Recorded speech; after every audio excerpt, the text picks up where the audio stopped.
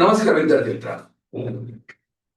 संयुक्त गट ब आणि गट क च्या येऊ घातलेल्या ज्या काही परीक्षा आहेत त्या परीक्षांच्या संदर्भाने आपण रिव्हिजन सेशन बघत आहोत.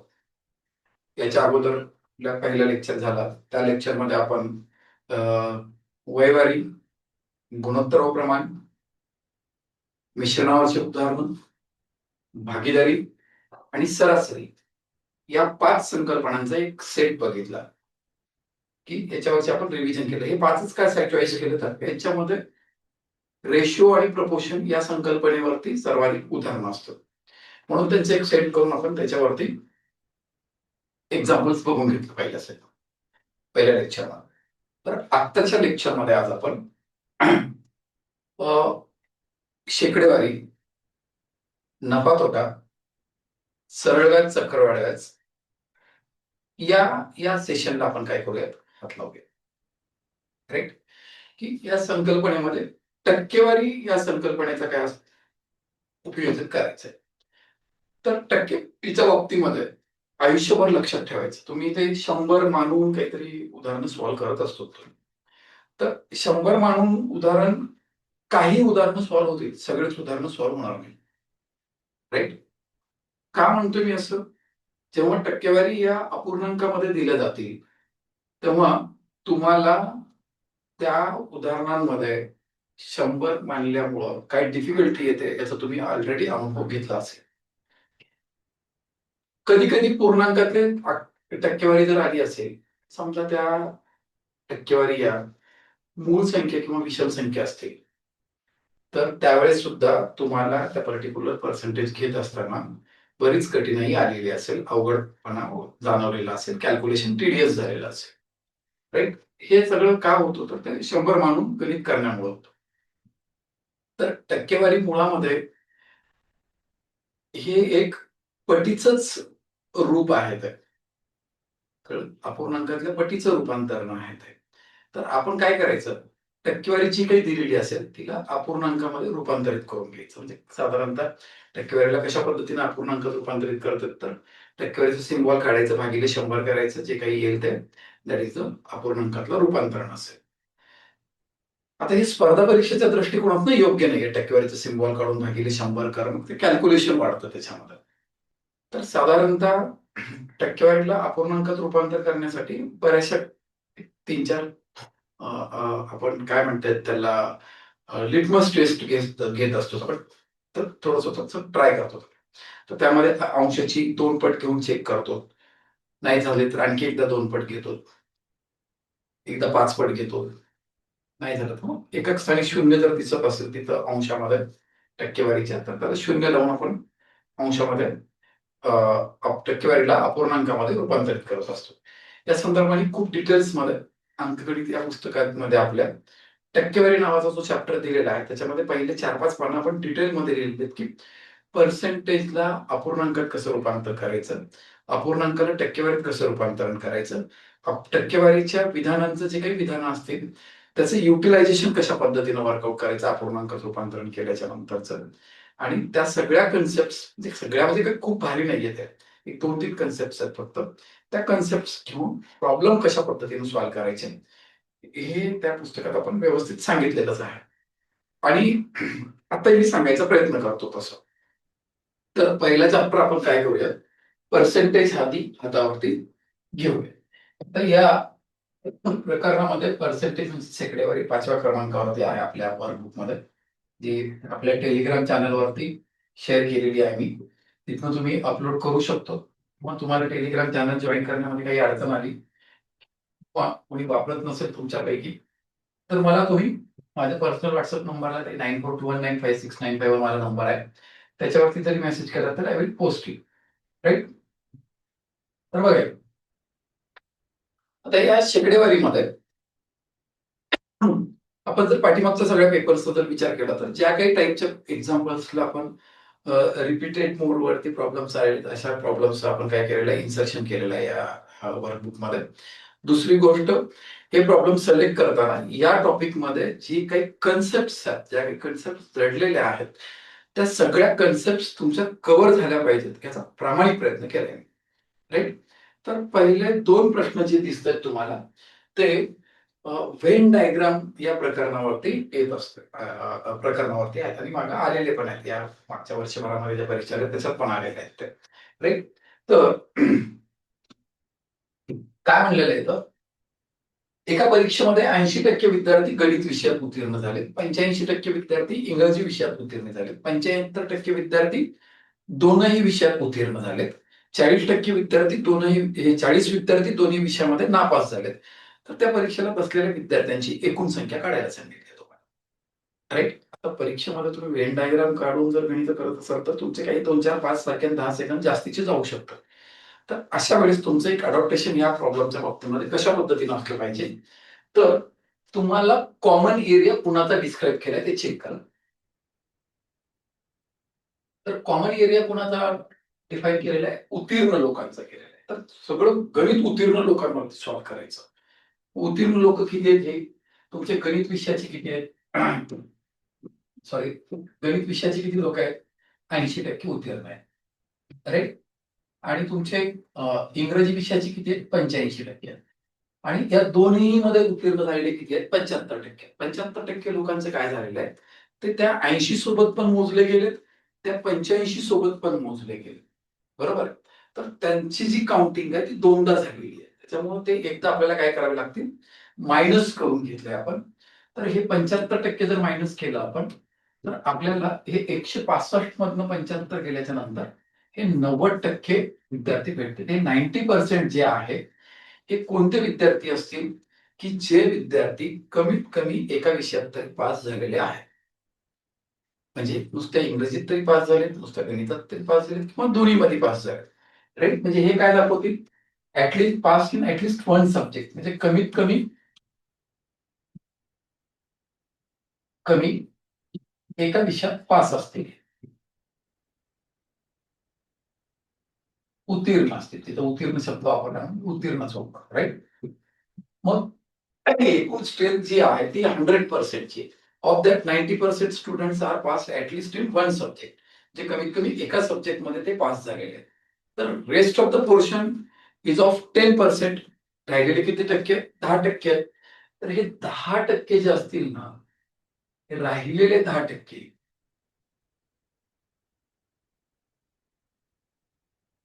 हे 10% आहेत ना, हे दोनही विषयात काय असतील? दोनही विषयात नापास असतील. पण की ज्यांची संख्या किती दिली त्यांनी? 40 दिली. दोन्ही विषयात विद्यार्थ्यांची संख्या किती दिलेली? 40 दिली. आता टोटल स्ट्रेंथ किती पर्सेंट असेल? एकूण संख्या किती असेल? 100% असेल. एकूण 100% असेल. Compare to 10, 100 is 10 times. 10 ची तुलना करता 100 हे 10 पट आहे. तर मग 40 ची सुद्धा तुम्हाला किती पट घ्यावी लागेल? 10 पट घ्यावी लागेल. You have to take it 10 times of 42. मग काय झालं? ते 40 ची 10 पट घेतली तर किती झाली? ती 400 झाली. So total strength of that class is of ते जे काही परीक्षेला बसलेत त्या विद्यार्थ्यांची टोटल स्ट्रेंथ किती आहे? 400 आहे. So option B is the answer. Right? त्याच्यानंतर या पुढच्या प्रश्नामध्ये बघा. हे बघा, असे जेव्हा प्रश्न येतात ना, या प्रश्नांचं खरं तर हे तुम्हाला बोनस आहे, की हे याच्यावर सोपं अजून काय पाहिजे हो? कळतं? की कागद लागत नाही, पेन लागत नाही. तुमचं माइंडसेट तुम्ही प्रिपेअर करून जर ठेवलं तर लगेच सॉल्व्ह झालं पाहिजे. आता हे याच्यात काय म्हणलेले? दोनही विषयात नापास म्हणले, म्हणजे तुम्हाला प्रॉब्लेम नापास लोकांवर जाऊन करावा लागेल. मग इथं 35% कोण दिलेले आहेत? विद्यार्थी. हिंदी विषयात 45% विद्यार्थी नापासातच झाले. ते आपल्याला नापासलाच कॅल्क्युलेट करून करायचंच होतं आणि तेच पर्सेंटेज दिलेलं आहे. म्हणजे काय झालंय? 35% आणि 45%ची बेरीज किती झाली? 80% झाली. त्यातनं हे 20% मायनस करतो, कारण काय ते दोन्हीकडे मोजले गेलेले आहेत. 20% एकदा मायनस केले की किती झालं? 80 मधनं 20 गेले, 60% राहिले. 60% स्टुडंट्स हे at least failed in one subject. कमीत कमी एका सब्जेक्ट मध्ये तरी काय झालेले आहेत? तर नापास झालेले आहेत. म्हणजे राहिले किती टक्के तुमचे? तर राहिले किती? 60% गेल्याच्या नंतर 40% राहिले, की ते 40% विद्यार्थी जे काही आहेत ते पास इन बोथ सब्जेक्ट असतील. तर दोनही विषयामध्ये काय असतील? पास झालेले असतील, त्याचं उत्तर काय आलेलं असेल? बी आलेलं असेल. काही लिहायची गरज नाहीये, काही वर्कआउट करण्याची गरज नाही, काहीच नाहीये. राईट? अशी तोंडी उत्तरं येतात. हे जर तुम्ही प्रॉपर अँगलनी प्रिपरेशन केला तर.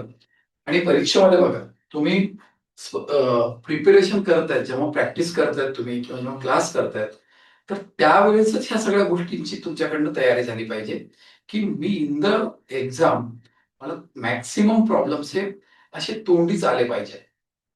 याची तयारी तुम्ही क्लास करतानाच झाली पाहिजे किंवा तुम्ही जेव्हा सेल्फ गाईड म्हणजे सेल्फ प्रॅक्टिस करता, तेव्हा त्याची प्रॅक्टिस झाली पाहिजे. एकदम परीक्षेच्या तोंडावर एकदम झोपेतून उठलं तर लगेच काही गिळायला भेटणार नाही तशा पद्धतीने.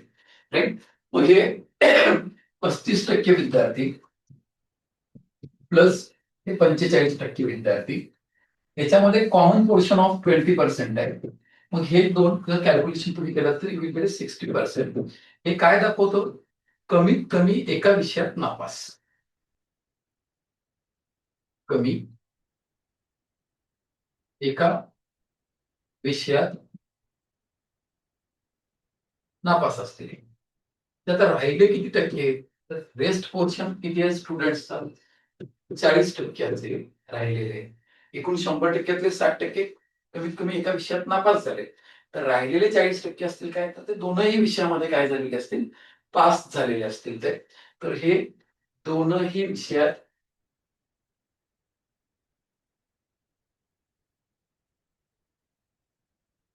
उत्तीर्ण असतील.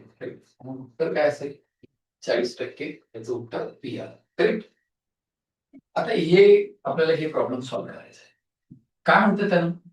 एका साखरेच्या दरात 6.25% कपात झाल्यामुळं एका व्यक्तीला 120 रुपयाच्या मोबदल्यात पूर्वीपेक्षा 1 किलोग्राम जास्त साखर घेणं शक्य होतंय.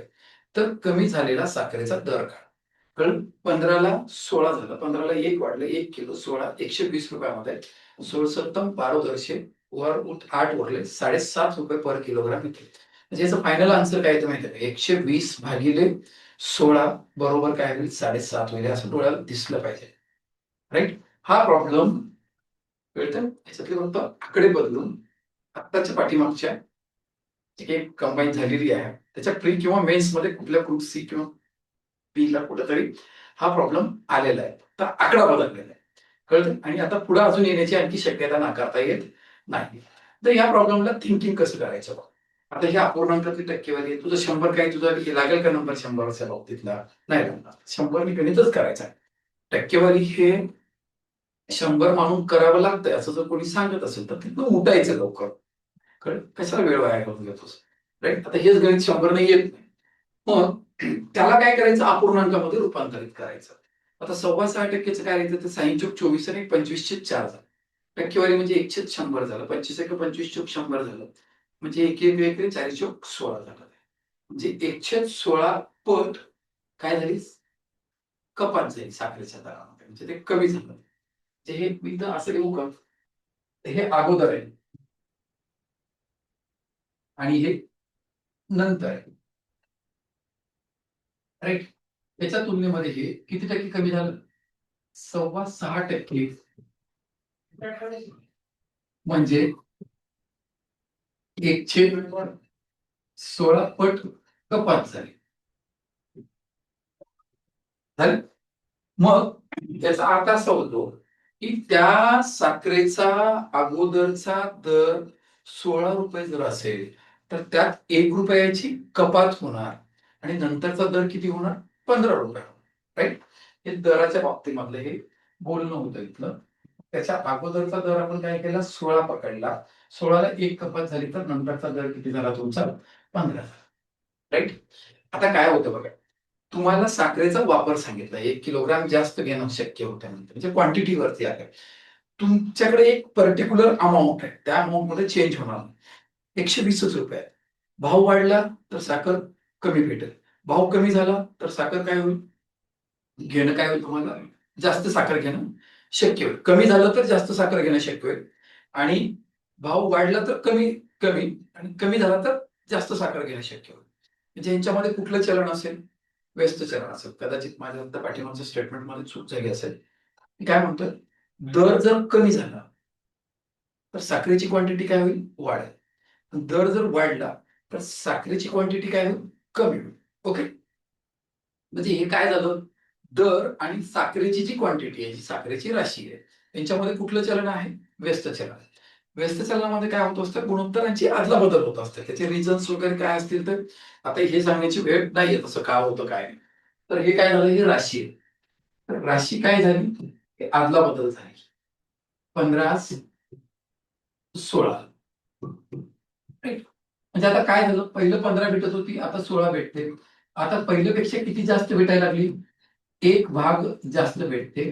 आणि ऍक्च्युअल मध्ये किती जास्त भेटते, 1 किलोग्राम जास्त भेटते. म्हणजे एका भागाची किंमत किती झाली तुमच्या, 1 किलोग्राम झाली. मग तुम्हाला काय म्हणताय, भाव वाढी नंतरचा विचारलाय, तर कमी झालेला दर काय, म्हणजे नंतरचा दर विचारलाय. म्हणजे तुझं कॅल्क्युलेशन या टप्प्यात करायचं, बरोबर.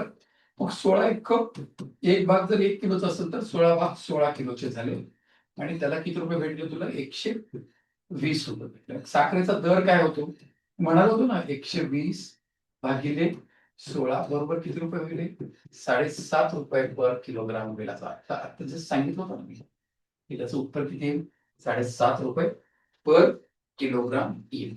आता तू जर हे गणित असे करत असशील की बाबा 120 रुपये आहे, अगोदरचा दर काहीतरी 8 रुपये होता, नंतर 120 रुपये, नंतरचा दर 6% कमी झाले, म्हणजे हे किती झालं, 93.34%. आर झालं हे. मग ह्याच्यातनं हे 120/R केलं, बरोबर, एक आलं. म्हणशील ना तिथं परीक्षेमध्ये, हे काही पद्धत आहे का करायची, त्याच्या नादाला लागू नको. तर त्याच्यापेक्षा तू गणिताचा अभ्यास नको करू, कारण त्याच्यापेक्षा जीएस ला वेळ द्या. तर तसलं काही समीकरण मांडून करून, कळलं. आता हे गणितामध्ये जायचंय. आता या गणितामध्ये तुम्हाला काय म्हणलेलं आहे, 30 लिटर आकारमानाच्या 2% मिठाचं प्रमाण असलेल्या द्रावणात किती मीठ मिळवावं म्हणते, की परिणामी मिश्रणामध्ये मिठाचं प्रमाण किती टक्के होईल, 10% होईल, राईट.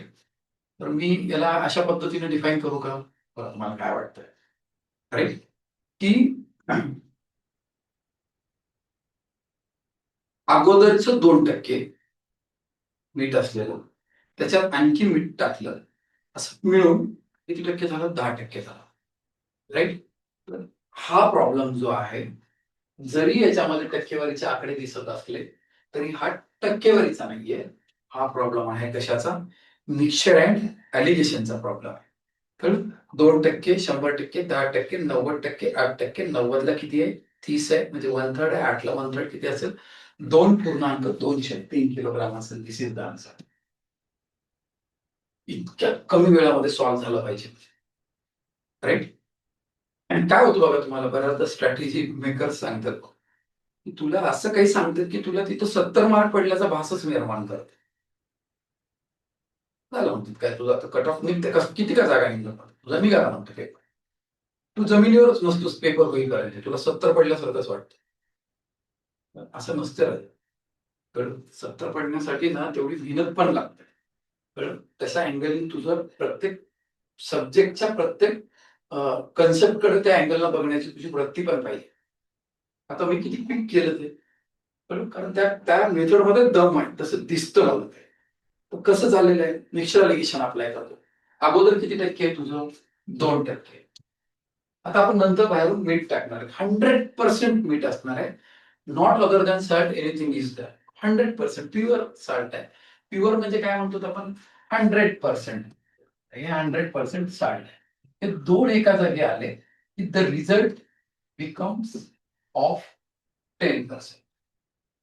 ते दोन एका जागी आल्याच्या नंतर 10%चं काय झालं ते केलं. मग आता याचं सबस्ट्रॅक्शन किती टक्के होईल तुझं, हे 90% झालं. याचं सबस्ट्रॅक्शन किती झालं, हे 8 झालं. बाळा, जेव्हा 2% साल्ट होतं तेव्हा व्हॉल्यूम ऑफ दॅट मिक्सचर किती होतं, 30 लिटर होतं. सॉल्व्हंट किती होतं ते, सोल्युशन कितीचं होतं ते, 30 लिटरचं होतं. म्हणजे कम्पेअर टू 90, 30 इज 1/3 टाइम, 1/3 पट आहे. 90ला भागिले 3 केले की 30 येतं. म्हणजे 8ला पण भागिले 3 केले की काय होईल, 1/3 म्हणजे 8/3, म्हणजेच काय झालं, हे 2.203 लिटर पाहिजे, इथं किलोग्राम मध्ये. ठीक आहे, छपाई मिस्टेक आहे, लिहू द्या. आयोगाच्या धर्तीवर आहे. कळलं? तर ते तिथे लिटर पाहिजे. तर किती टाकलं पाहिजे मीठ? 2.203 लिटर सॉल्ट त्याच्यामध्ये सोल्युबल केलं पाहिजे. Then and then you will get a final solution of 10% concentration of salt. त्यामध्ये 10% कॉन्सन्ट्रेशन कशाचं असेल? सॉल्टचं असेल. ओके. तर हे 2.203 लिटर असं त्याचं उत्तर असेल. आता बघ, या प्रॉब्लेम मध्ये मिक्सचर अँड ॲलिगेशन अप्लाय होतोय हे तुला कळलं पाहिजे. मग आता कळलं नाही तुला, तर काय झालं पाहिजे, जेव्हा मिक्सचर ॲलिगेशन शिकवतो ना तुझा मास्टर, त्यावेळेस त्या सगळ्या पॉसिबिलिटीज, मिक्सचर ॲलिगेशन तुझ्या सिलेबसमध्ये कुठं कुठे येते त्या सगळ्या पॉसिबिलिटीज काय केल्या पाहिजेत, त्यानं तिथे एक्सप्लेन केल्या पाहिजेत, त्या डिफाईन करून त्याला शिकवलं पाहिजे. राईट? आपल्या पुस्तकामध्ये मी शक्य होईल तेवढं म्हणजे 35-30 काहीतरी टाईप डिफाईन केलं त्याच्यामध्ये. जेवढं पॉसिबल आहे तेवढं डिफाईन करायचा प्रयत्न केलेला आहे. तर बुक पण खूप मॅटर करते. कळतंय? तर बुक पण खूप मॅटर करतो आणि मास्टर पण खूप मॅटर करतो. कळलं? अप्रोच त्याच्याशिवाय येणारच नाही. तू एक पर्टिक्युलर चॅप्टर शिकतोयस, तर त्या चॅप्टरचं कन्सेप्ट नेमकं कुठं अप्लाय होतंय हे तुला सांगतो, त्यांनी सांगितलं पाहिजे. मग तसं सांगितल्यामुळे काय होतं, त्या वर्गामध्ये तुझं एक स्वतःचं थिंकिंग डेव्हलप होतं. मग तू सिच्युएशनल थिंकिंग काय करू शकतोस तू, नाहीतर मग तुझे फ्रेम थिंकिंग राहतात. सिच्युएशनल म्हणजे काहीही प्रॉब्लेम आला तर तू त्या मोमेंटला तिथल्या तिथं विचार करून प्रॉब्लेम सॉल्व्ह करतोस. अदरवाईज तू फ्रेम म्हणजे काय, एवढं एवढं सांगितलं आणि एवढ्यामध्ये चाललं तर जमतंय, नाही तर मग गेम उडा. आणि तुम्ही फ्रेम थिंकिंगच करता. राईट? मग आता आपण 5व्या प्रॉब्लेम कडे येऊ. आता हे काय दिलेलं आहे, तर खूपच फेमस प्रॉब्लेम्स आहेत तुम्ही. एक काळ आमच्या काळामध्ये तर खूप फेमस होतं. एचा पगार बीच्या पगारापेक्षा 16.203% कमी. आता इथे 100 मानून करणं किती मोठपण आहे मला सांग बरं का? राईट? करायचंच नाही. 100 मानायचंच नाही. कळलं? मग हे 16 48 आणि 2 50/3 गुणिले 1/100 केलं. 50 न भागलं, 50 दोन्ही 100, बे एक बे बेत्रिक 6. आता अशाच पद्धतीनं जर कारण ते दुप्पट, दुप्पटची दुप्पट, पाचपट वगैरे हे आता सांगण्याची आपल्याला वेळ नाही. राईट? म्हणजे ते किती झालं? 1/6 पट झालं. कळतंय? मग आपण एक काम करूया, एचा पगार. हा एचा पगार बीच्या पगाराच्या, म्हणजे ह्या टक्केवारीचा बेस कोण आहे? बीचा पगार आहे. म्हणजे मी ॲरो इथून काढतो. किती किती कमी आहे ते? 16.203%, म्हणजे 1/6 पट कमी आहे. म्हणजे बीचा पगार जर 6 असेल तर 6 पैकी 1 कमी म्हणजे किती झाला? एचा पगार 5 झाला. तर बीचा पगार हा एच्या तुलनेत किती टक्के जास्त आहे? तर बीचा पगार, त्याचा पगार कुणाशी तुलना करता? एशी तुलना करता किती जास्त आहे? तो 1 जास्त आहे. हा जो डिफरन्स आहे त्याची तुलना कुणाशी करायची? एक किती पैकी जास्त आहे? एच्या पगाराच्या तुलनेत, म्हणजे 5 पैकी जास्त आहे. हा एक अपूर्णांक झाला 1/5.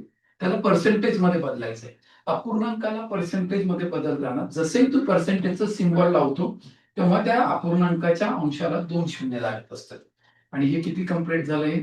दिस इज 20% जास्त असेल. म्हणजे एच्या बीचा पगार जो काही आहे तो कम्पेअर टू ए किती टक्के जास्त असेल? किती? 20% जास्त असेल.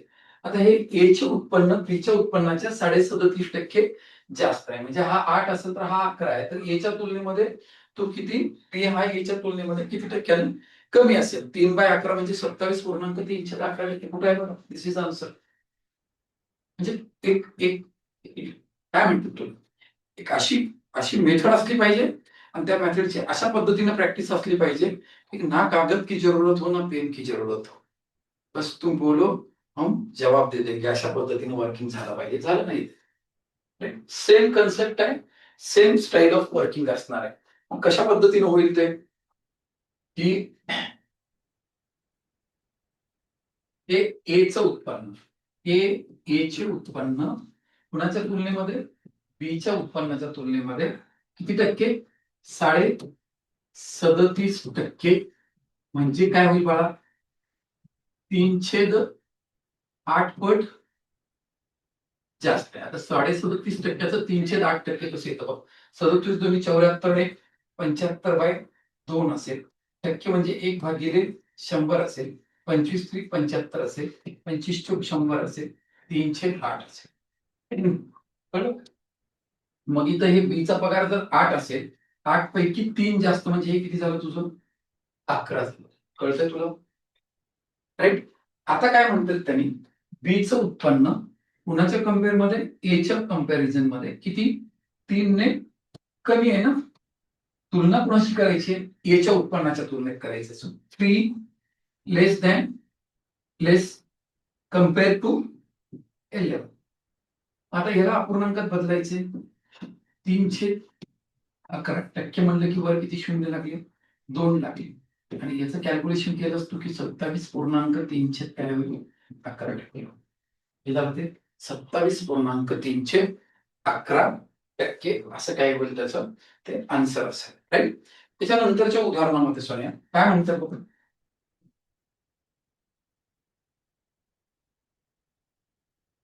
त्या शहराची लोकसंख्या आहे पहिल्या वर्षी 16.203% वाढते. दुसऱ्या वर्षी ती 12.5% कमी होत आहे.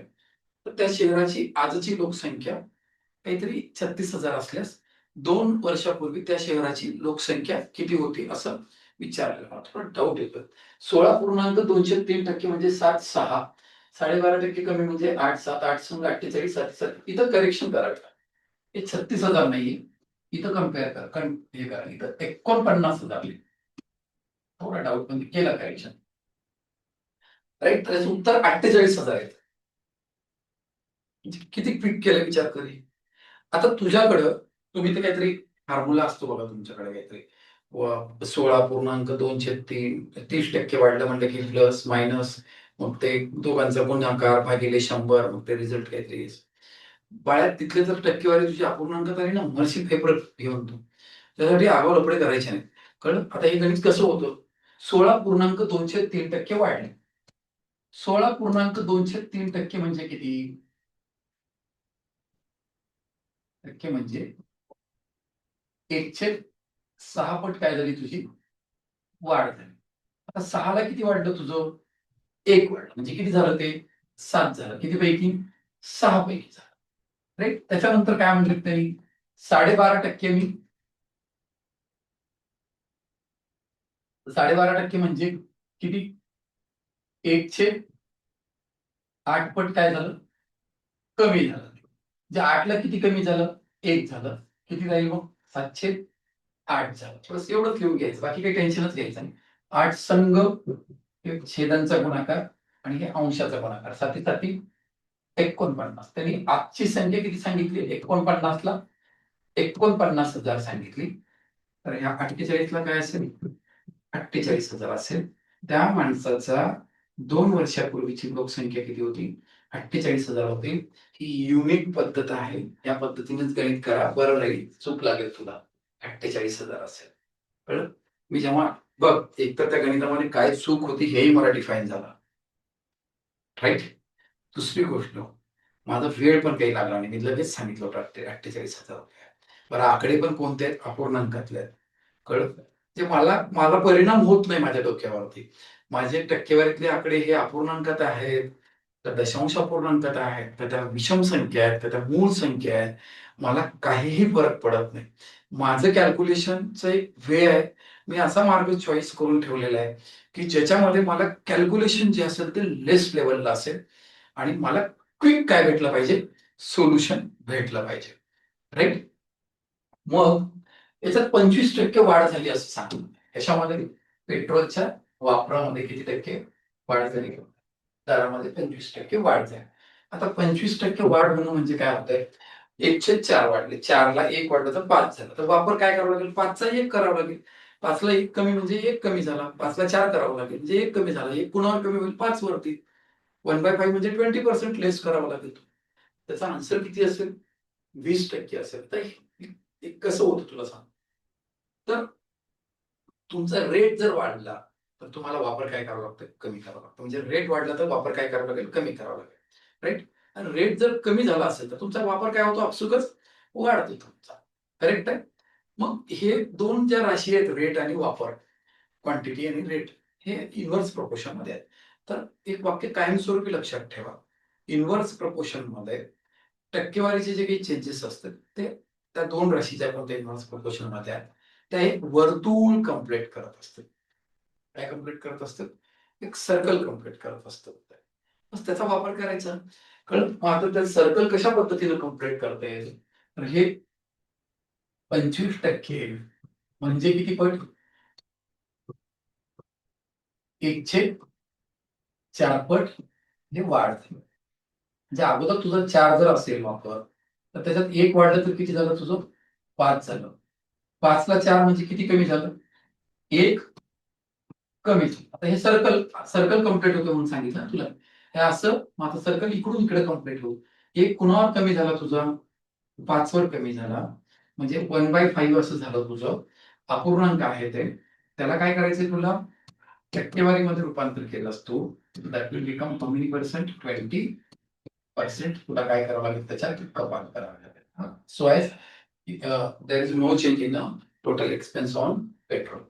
तर पेट्रोलच्या एकूण खर्चामध्ये काय होणार नाही? कुठलाच बदल होणार नाही. कळतं? त्याच्यानंतरच्या प्रॉब्लेम मध्ये काय म्हणताय?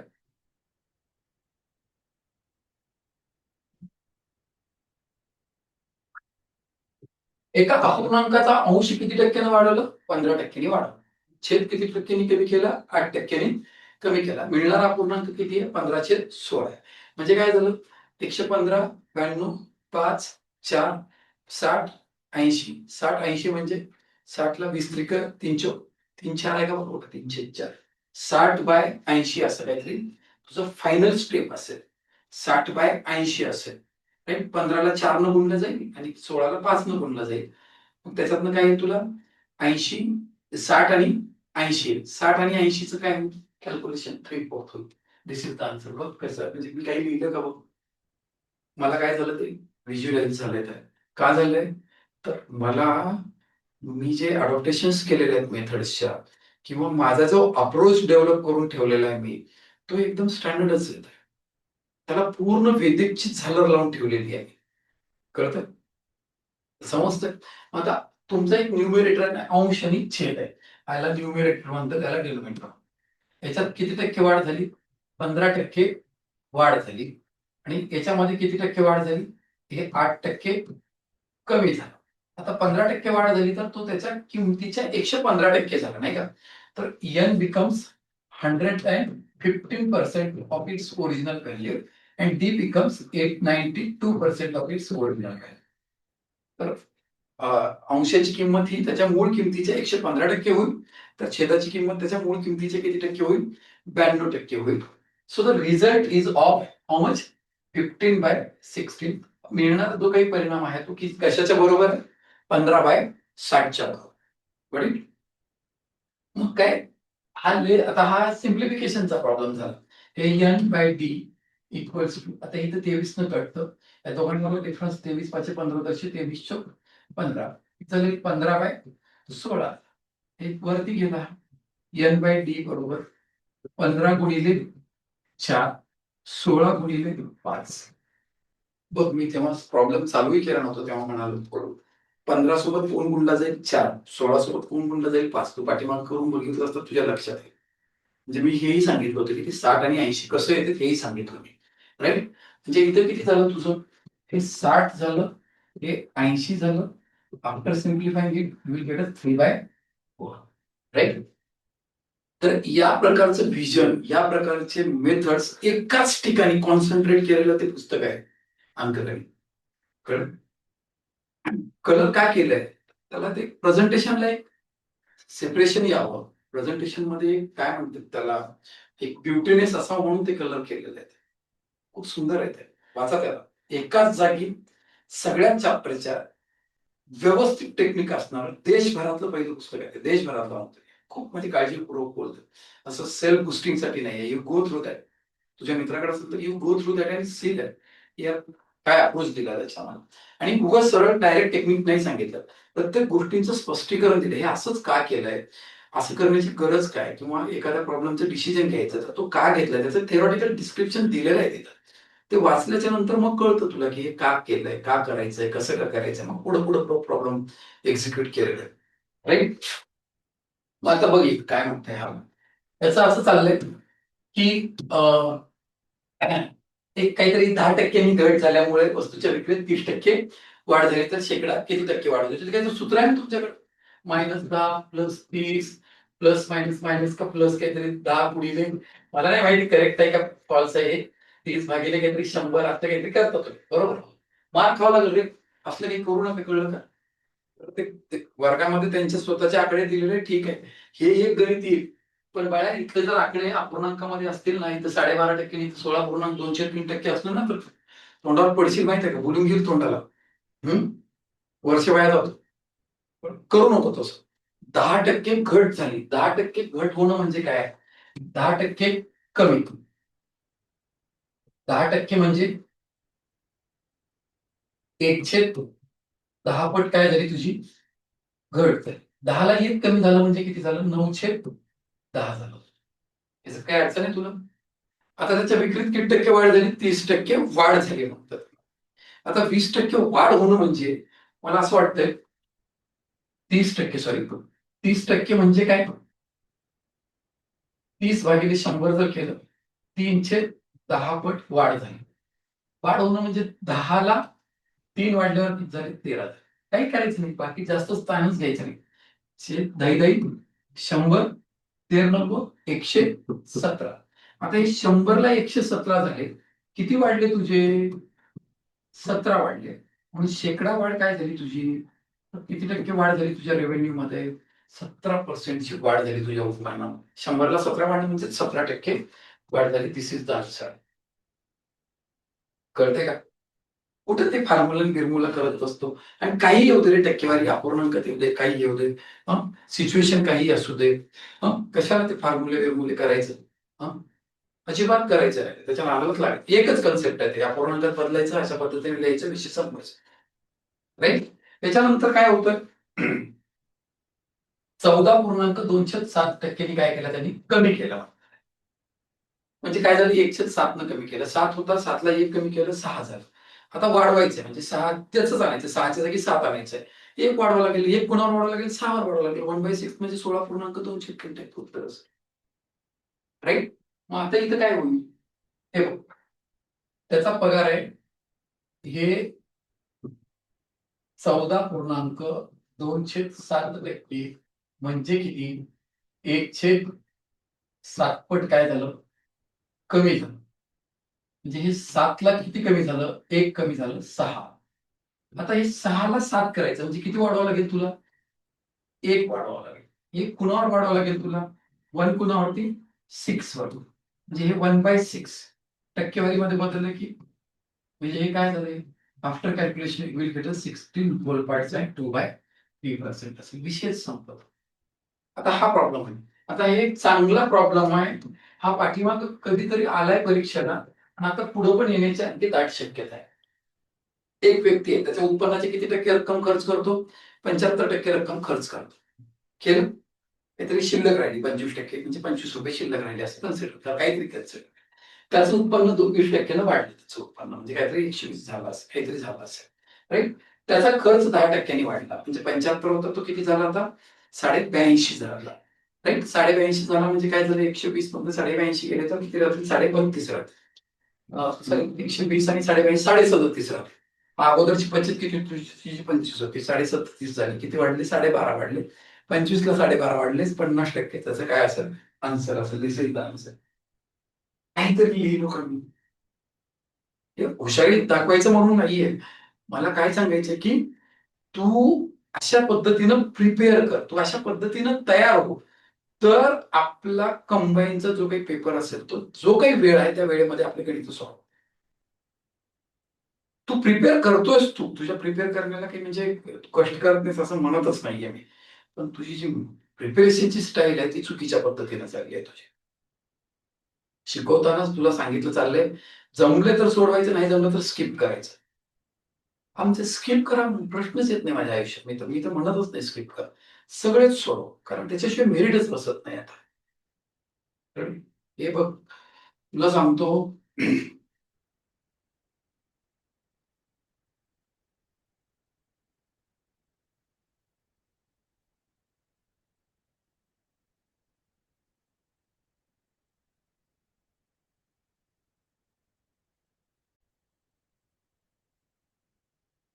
तुला सांगतो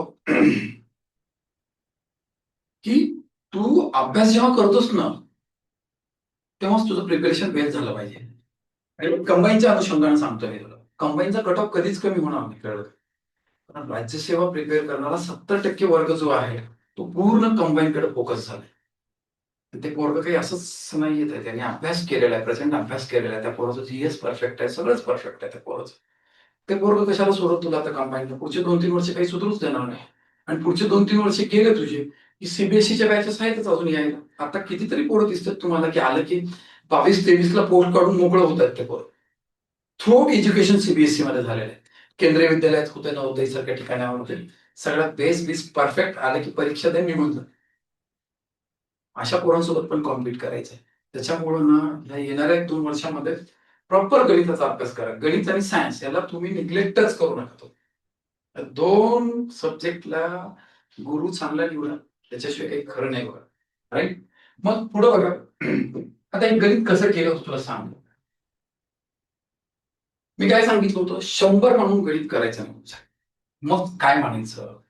तर काय केलं मी, या 75% ला मी अपूर्णांकात जर बदललं तर मला किती भेटतं? 304. हे उत्पन्न 20% म्हणजे त्याला अपूर्णांकात बदललं की 1/5 होईल. आणि 10% म्हणलं की 1/10 होईल. यांचा गुणाकार करू. 10×5 = 50 × 4 किती झाले? 200 झाले. तर 200 म्हणून आपण उदाहरण सोडवूया. राईट? मग आपण काय करू, त्या माणसाचं उत्पन्न काय करू? त्या माणसाचं उत्पन्न ₹200 म्हणून. त्यांनी खर्च केला. खर्च किती केला? 75% रक्कम खर्च केली आहे. शिल्लक जी काही आहे ती बचत असेल तुमची. बरोबर. आता 75% कुणाचे खर्च केला असेल त्यांनी? 200च्या. 200चे 75% किती होतील? ₹150 खर्च केला. तर ₹200 उत्पन्न होतं, ₹150 खर्च केले त्यांनी. 200 मधले ₹150 खर्च केल्यावरती बचत किती रुपयाची झाली तुमच्या? ₹50. हे बघ तू, इथले आकडे तुझे असे पूर्णांकामध्ये आहेत म्हणून तुला काही वाटत नाहीये. ते अपूर्णांकामध्ये असेल ना, तर मी केलेले आत्ताची टक्केवारीला अपूर्णांकात बदलल्याच्या नंतर जे आकडा चॉईस केला, त्याचं महत्व कळेल तुला. राईट? मग काय होईल? त्या माणसाचं उत्पन्न किती टक्क्यानं वाढलं बाळा? 20% वाढ झाली. ह्या 200ला 20% वाढणं म्हणजे किती वाढले? म्हणजे 40 वाढले. म्हणजे त्याचं नवीन उत्पन्न किती झालं? ₹240. त्याच्या खर्चात 10% वाढ झाली. त्याचा खर्च येत आहे. याच्यात 10% वाढ झाली. म्हणजे 150 मध्ये 10% जर वाढवलं मी, तर साधारण किती वाढतील? 15 वाढले. 15 वाढल्यावरती त्याचा नवीन खर्च किती झाला? ₹165 झाला. त्याचा पगार 240 असताना ₹165 खर्च जर केलं त्यानं, तर ₹75 काय असेल त्याची बचत असेल. त्याच्या बचतीत झालेली शेकडा वाढ करायची. अगोदरची बचत किती होती त्याची? 50 होती. 50 ची किती झाली? 75 झाली. म्हणजे वाढ किती झाली त्याची? त्याची वाढ 25 ची झाली. मग आता तुला काय करायचंय? शेकडा वाढ करायची. शेकडा वाढ गुणाकार करायची 25/50. टक्केवारी म्हणलं की वर किती शून्य? 2 शून्य.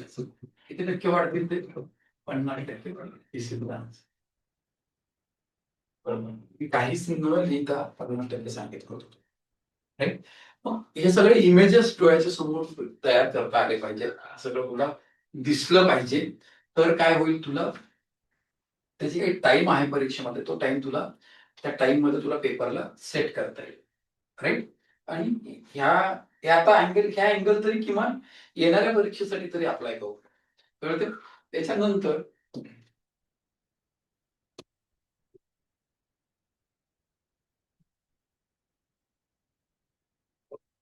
हे बघ, एका व्यक्तीचा पगार 11.9% कमी करून 12.5% वाढ दिला तर त्याचा पगारातला शेकडा बदल काय? वापर सूत्र आता तुझं ते.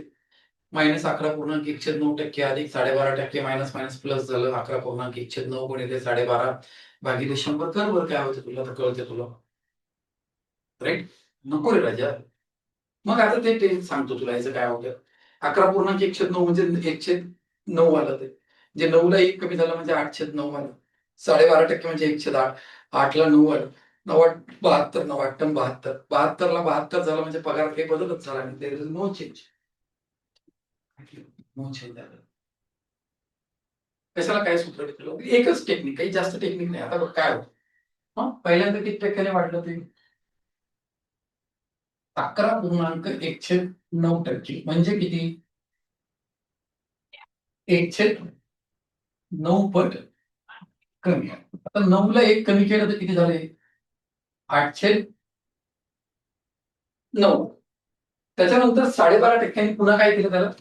वाढवलं. 12.5% म्हणजे 1/8 पट काय केलं त्यानं? वाढ केली. 8ला 1 वाढवलं तर किती झालं? किती पैकी? 8 पैकी. त्यांचा गुणाकार किती वाढायचा? 9/8 72. 9/8 72. अगोदरचा पगार पण 72च आहे. नंतरचा पगार पण 72च आहे. So no change. There is no change. काहीही बदल झालेला नाही. एकच कन्सेप्ट, एकच मेथड. पुस्तक जर काढून बघितलं तर तुला हेच दिसत सगळीकडे. One concept, finish chapter. Right. तर मग 14 नंबरचा प्रॉब्लेम बघ. तर 14 नंबरच्या प्रॉब्लेम मध्ये काय सांगितलेलं सोनेतानं? एक माणूस आहे. एका विक्री प्रतिनिधीला 10,000 रुपयाच्या विक्रीपर्यंत किती टक्के कमिशन मिळते? 5% कमिशन. आणि त्याच्या पुढची विक्री केली किती टक्के कमिशन मिळते? 4% कमिशन मिळते. त्याने एके दिवशी काय केलं? झालेल्या विक्रीतून जी काही विक्री झाली त्याच्यातून स्वतःचं कमिशन काढून घेऊन बाकीचे किती रुपये जमा केले? 31,100 रुपये जमा केले. तर त्यानं विक्री केलेली जी काही मालाची एकूण विक्री केलेली आहे त्याची रक्कम काढावं. तोच प्रॉब्लेम आहे एकदम. राईट. आता त्याचे जे कमिशनचे स्लॉट्स आहेत ते 2 स्लॉट्स आहेत. एक 10,000च्या अगोदरचा स्लॉट आहे आणि 10,000च्या पुढचा स्लॉट आहे. राईट. 2 कन्स्टेंटला आपण सेपरेट वर्कआउट करू. समजा त्याचं 10,000च सेल झालं असतं तर 10,000 रुपये वरती त्याचं किती कमिशन भेटलं असतं त्याला? 5% दराने कमिशन भेटलं असतं. 10,000 वर 5% कमिशन म्हणजे 500 रुपये कमिशन मिळालं असतं. त्या 10,000 रुपयाचा सेल जो काही आहे ती जी काही टोटल विक्री होती त्या 10,000 मधले 500 रुपये स्वतःचं कमिशन काढून घेतलं असतं त्यांनी आणि तो किती डिपॉझिट केला असता तिकडं? 9,500 रुपये जमा केला असता. 9,500 रुपये जमा केला. पण त्या दिवशी त्यांनी एकूण जमा किती केले? 31,100 रुपये जमा केले. करेक्ट आहे. मग एकूण जमा रक्कम किती होती? 31,100 रुपये होती. त्यातले 9,500 रुपये जे आहेत ते 10,000च्या टप्प्यातले आहेत. राईट. मग राहिलेली रक्कम कोणती आहे? राहिलेली रक्कम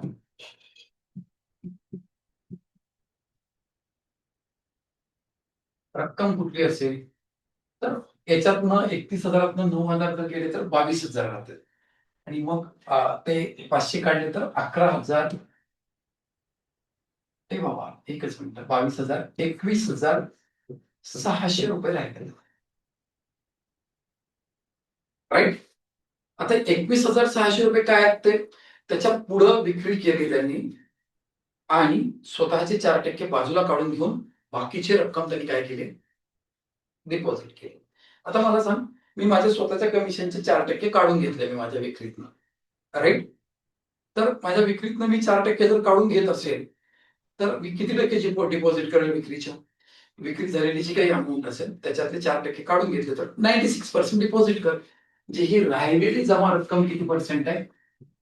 96%. माझी पूर्ण विक्रीची रक्कम किती टक्के असेल? 100% असेल. 100% असेल ना पूर्ण विक्रीची रक्कम. कळलं? आता हे सॉल्व्ह करायचं.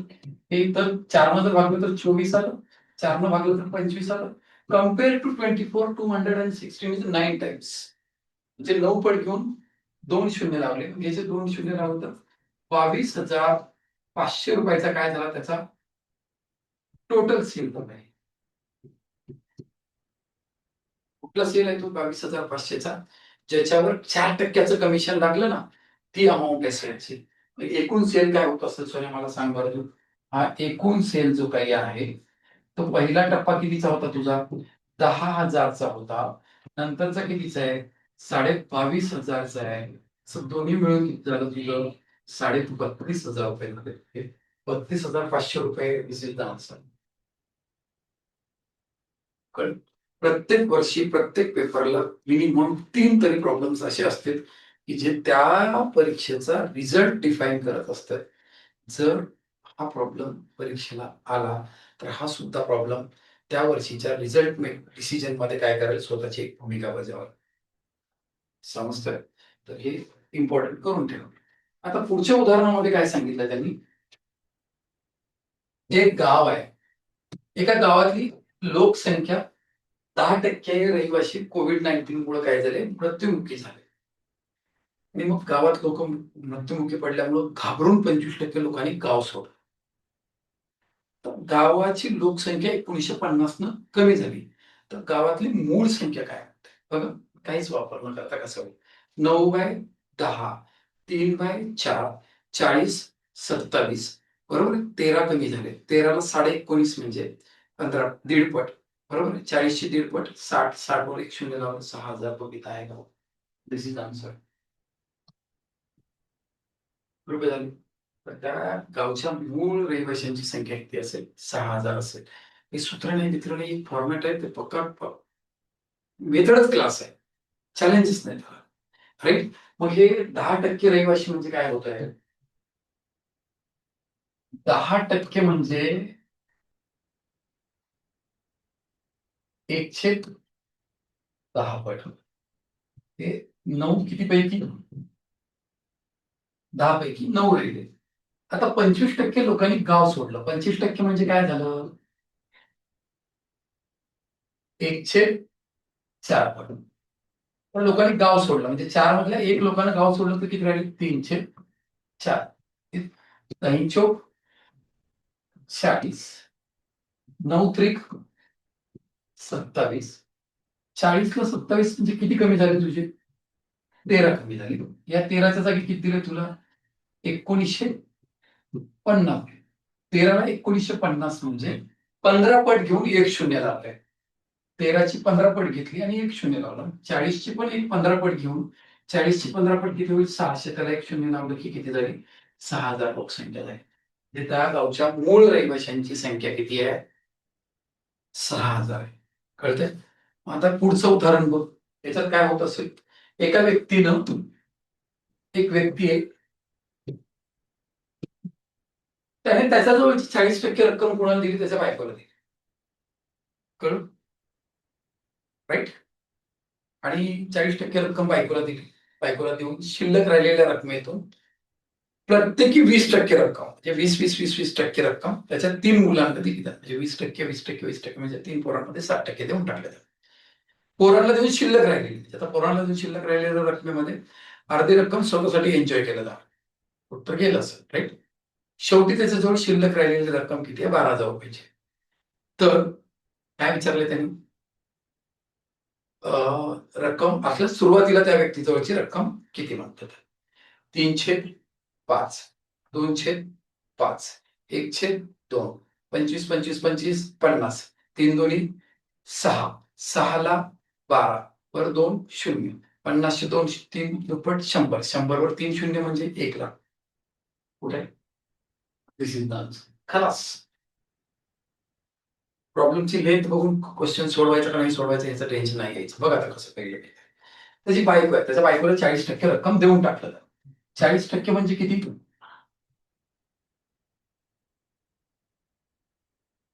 2/5 पट दिलं त्यानं. शिल्लक किती राहिले 5 मधले 2 दिल्यावर 3/5 शिल्लक राहिले. शिल्लक रकमेच्या प्रत्येक पोराला 20% म्हणजे 60% देऊन टाकलं त्याला. बरोबर आहे. आता प्रत्येक पोरांना दिल्याच्या नंतर शिल्लक किती राहते? 40%. 40% म्हणजे 205 शिल्लक राहिले. पुन्हा शिल्लक रकमेचे अर्धे खर्च करते. अर्धे खर्च केल्यावर शिल्लक किती राहतील? अर्धे राहतील. अर्ध म्हणजे आपल्याकडे काय लिहितात? 1/2 लिहितात. बघ, 5×5 = 25, दोन्ही 50, 3 दोन्ही 6 1 6. 6ला किती दिले त्यांनी? 12,000 रुपये. 6ची दुप्पट 12 येते. वर किती शून्य लावलेत त्यांनी? 3 शून्य लावलेत. मग ह्याची पण दुप्पट किती येते तुझ्या? दुप्पट वर 3 शून्य लाव. 100 वर 3 शून्य लावलास तू. किती झाली त्या गावची लोकसंख्या? 1,20,000. 1 lakh. Amazing method, amazing. Right? Challenges नाही याला. कळतंय?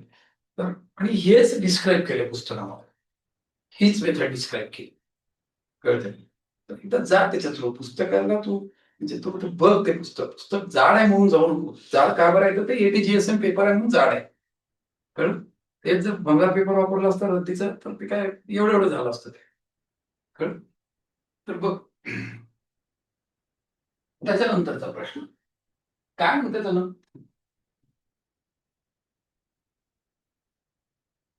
की बाबा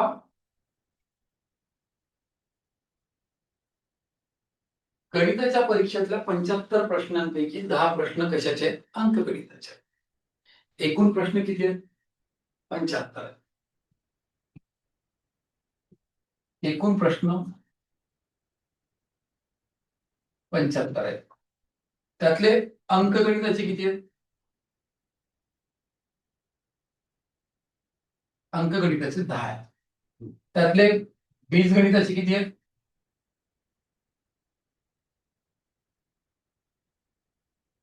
किती आहेत? 30 आहेत. आतापर्यंत किती झाले? 40 झाले.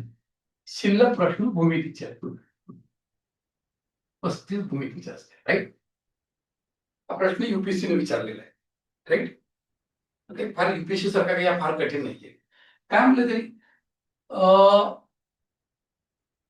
सोडत तरी ती परीक्षा 60% प्रश्न अचूक न सोडवल्यामुळे नापास झाली. एक काम करू, एकूण प्रश्नांच्या 60%, ते 75चे 60%, म्हणजे साधारण किती होती? 75चे 60% म्हणजे 150चे 30%, 45 होते. राईट? म्हणजे पास होण्यासाठी किती?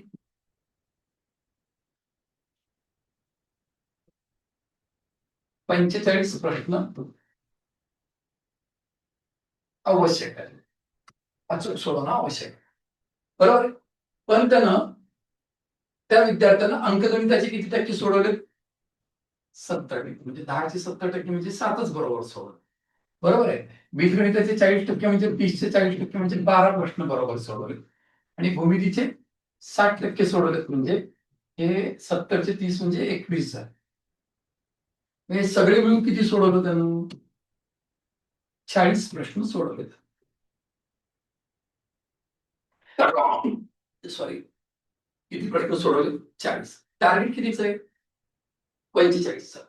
40 प्रश्न सोडवायला सांगितले, सोडवले. 45 प्रश्नाचं टार्गेट आहे. म्हणजे तो नापास किती प्रश्नांनी झाला? मग पास होण्यासाठी किती प्रश्न गरजेचे होते? 5 प्रश्न. काय 5 प्रश्न? दिस इज आन्सर.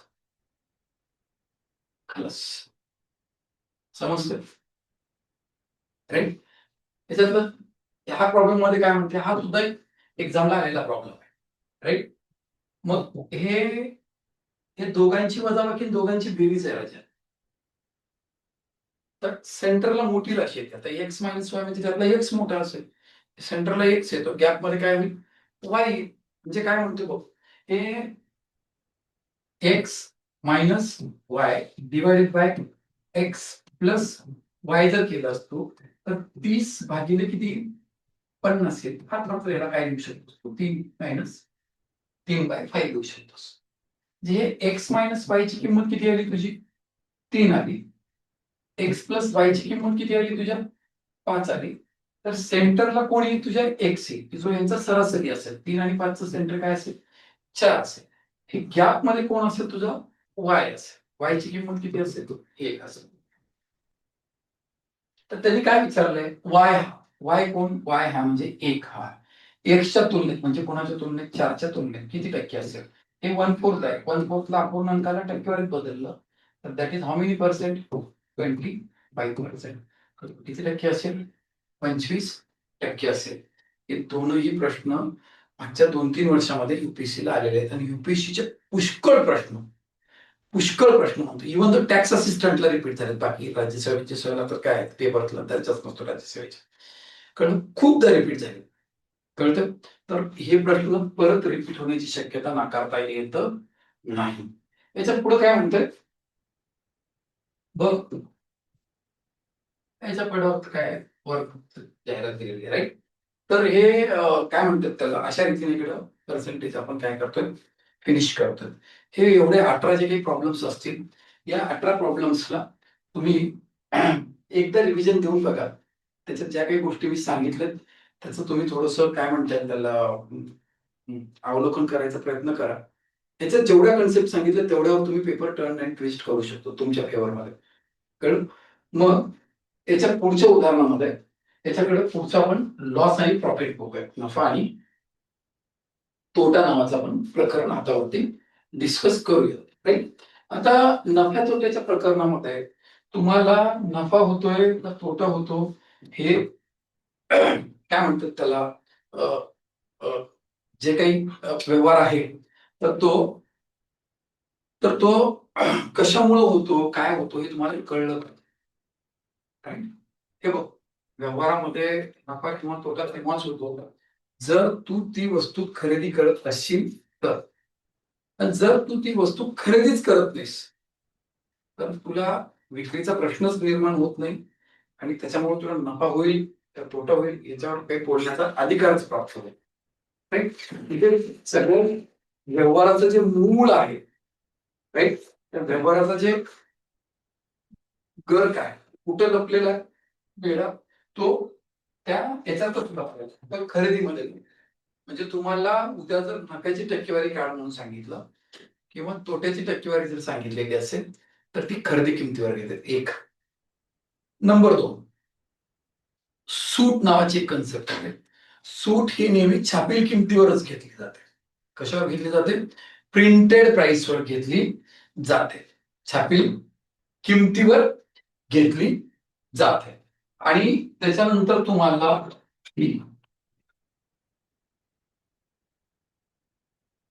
प्रिंटेड प्राइसवरती छापील किंमत म्हणजे छापील किमतीवरच सूट घेतली जाते. आणि खरेदी किमतीपासून छापील किमतीपर्यंत जी काही दरात वाढ केलेली असते त्या दरातल्या वाढीची टक्केवारी सुद्धा ही खरेदी किमतीवरच घेतली जाते. तर एवढ्या गोष्टी लक्षात ठेवायच्या. बाकी जे टक्केवारीमध्ये कन्सेप्ट वापरल्या होत्या त्याच कन्सेप्ट वापरून इकडे सुद्धा या व्यवहाराला काय करायचं आपल्याला नफ्या तोट्याच्या चॅप्टरला फिनिश करायचं आहे. हा चॅप्टर वेगळा असूच शकत नाही. हे एक पर्सेंटेजच काय अप्लिकेशन समजते. हे सुद्धा एक पर्सेंटेजच अप्लिकेशन आहे म्हणतोय. राईट? तर बघा कशा पद्धतीने वर्कआउट होतं हे. तर पहिला प्रॉब्लेम कडे येऊयात आपण. काय म्हणतंय? एका वस्तूची विक्री 1140 रुपयाला केलं तर 5% तोटा होतो. किती किती किती रुपयाला? 1140 रुपयाला केलं तर 5% तोटा झाला.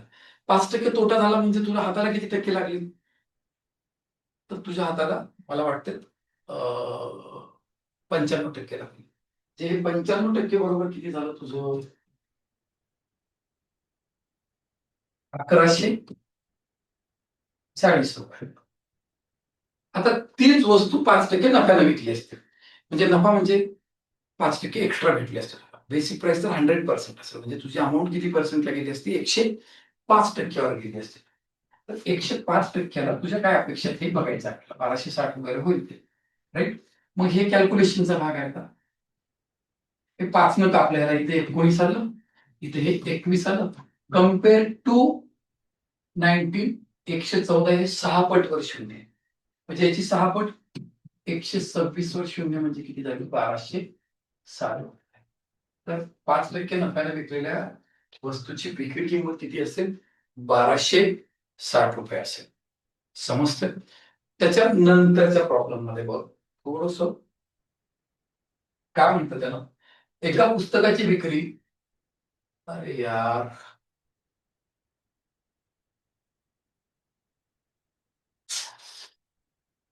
एकच मिनिट, आकड्यात काहीतरी फॉल्ट झालाय, तिथं टक्केवारीचं सिम्बॉल पडलंय. 10% नफा झाला म्हणजे 11 भाग जायला पाहिजे, बरोबर आहे की नाही? 11 भाग जायला म्हणजे 2 7 असं कर बाळा. हे 27.50 करते, राईट? 27.50 जर त्यांनी खरेदी केलं की त्याला किती टक्के नफा होतो? 10% नफा होतो. 10% नफा होणं म्हणजे काय झालं राजा? 100%ला 100% भेटले, एक्स्ट्रा 10% भेटलं, म्हणजे 110%वर रक्कम गेली. म्हणजे तुझे 27.50 जे आहेत ते तुझे कशाच्या बरोबर आहेत राजा? 110%च्या बरोबर आहे. हे अडचण नाही ना? आता तू ती वस्तू किती टक्क्याला, किती रुपयाला विकतोयस? 25 रुपये 75 पैशाला विकली, तर तुला त्या व्यवहारात किती शेकडा नफा झाला किंवा तोटा झाला असं काढायला सांगितलं. काढूया. म्हणजे आता किती रुपये? 25.75 घेतलं तर इथं किती पर्सेंट होईल असं बघायचं आपल्याला, राईट? कॅल्क्युलेशन कसे हाताळतो बघा आम्ही, राईट? मग आपण हे 2 पॉईंट पुढे सरकवलं, म्हणजे इथं काय झालं? 2750 झालं आणि हे 2575 झालं. इकडे 25 न भाग जातो. 25 न भाग द्यायचा असेल ना तर याला 4 न गुणायचं. 27 चोक 108 आणि 50 मध्ये 25चे 2 जण बसले. 108 आणि 2 किती झाले? 110 झाले. 25 चोक 100, 75 मध्ये 3 जण बसले, तर 100 आणि 3 किती झाले? 103 झाले, राईट? म्हणजे यांचं गुणोत्तर किती आहे? 110 103 आहे. हे बघा किती सोपं झालं. त्या 110 ला इकडे किती टक्के दिलेत त्यांनी? 110% दिलेत. तर 103 ला किती दिलेत? 103% दिले. 103% म्हणजे काय झाले? मोर दॅन 100% झालं. मोर दॅन 100% म्हणजे 100% ही तुझी काय असेल? खरेदीची किंमत असेल. 100% ही तुझी काय असेल? खरेदीची किंमत असेल. मोर दॅन 100% किती आहे? 3% आहे. That is counted as a profit of that business. तर त्या व्यवहारात किती टक्के नफा झालाय? 3% नफा झाला. आता या गणितात शिकण्यासारखं काय होतं? तर हे जे पॉइंटचे आकडे होते, हे जे कॅल्क्युलेशन होतं, कशा पद्धतीने हाताळावं? एकदम सोबर पद्धतीने हाताळावं. बिंदूला ताण नाही, बिन नाही, काहीच नाही, राईट?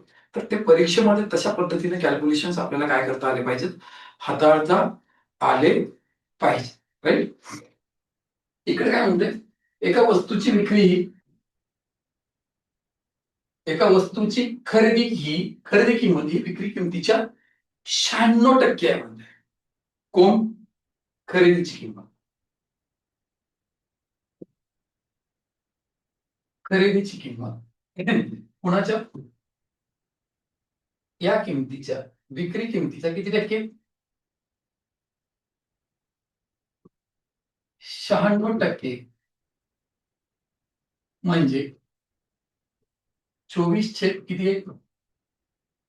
25 पट आहे. म्हणजे तुमची विक्री 25 ची असेल तर तुम्हाला खरेदी कितीला करावं लागेल?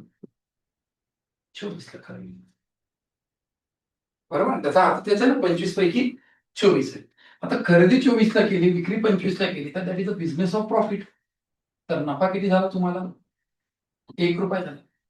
आणि percentage of profit is always calculated on cost price. नफा हा शेकड्यावरील नफ्याचे नेहमी कशावर काढतो? आपण खरेदी किमतीवर काढतो. शेकडा नफा काढायचा आहे. एक किती पैकी? 24 पैकी. आता ही जे काही अपूर्णांक मिळालाय त्याला टक्क्यावर रूपांतर करायचं. वर किती? 0 2, याचं कॅल्क्युलेशन आहे. 496, 4 उरलं 1/6, 4 होल पार्ट साइन 1/6% काय झालं? त्याचं शेकडा नफा झाला त्याला, राईट? किती पर्सेंट नफा झाला? 4.106% त्याचा नफा झाला, राईट?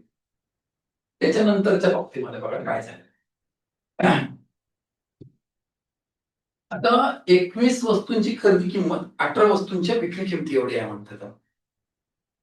राईट? आता मला सांग, दोघांच्या म्हणजे खरेदी करायला लागलेली रक्कम आणि विक्रीतून मिळालेली रक्कम कशी आहे? सारखी आहे. टोटल अमाउंट कसं आहे? सारखं आहे. समज खरेदीतनं तू ₹100 मिळालेत आणि विक्रीतनं पण ₹100 मिळाले. तू ₹100 21 वस्तू खरेदी करून आणतोस आणि ₹100 18 वस्तू विकतोस. कुठल्या वस्तूचा दर जास्त असेल? निश्चितच विक्रीच्या वस्तूचा दर जास्त असेल, खरेदीच्या वस्तूचा दर कमी असेल. का होतं असं? जर दर जास्त असेल तर नग काय होतील? कमी होतील. दर वाढला तर क्वांटिटी कमी भेटेल ना, आणि दर कमी झाला तर क्वांटिटी काय होईल? वाढेल. म्हणजे कुठलं प्रपोर्शन आहे ते? इन्व्हर्स प्रपोर्शन आहे. इन्व्हर्स प्रपोर्शन आहे. म्हणजे इन्व्हर्स प्रपोर्शन म्हणजे व्यस्त चलन आहे. व्यस्त चलनात गुणोत्तरांची काय होईल? अदलाबदल होईल. हे गणित कशा पद्धतीने सोडवते हे बघ. हे खरेदी, हे विक्री. आता अगदी नग दिलेले राईट. इथं 21, इथं 18. आपण रेषी घेऊन त्याचं 7 किती होईल? 6 त्या नगावरून तुला दरावर यायचं आहे. नगावरून दरावर येताना काय होईल? 6 7 झालं. म्हणजे अगोदरचा दर तुझा 6 होता, नंतरचा किती झाला? 7 झाला. तर किती वाढले तुला? 1 नफा भेटला तुला. 1 हा नफा कुणावर भेटतो तुला? 6 वर भेटतो.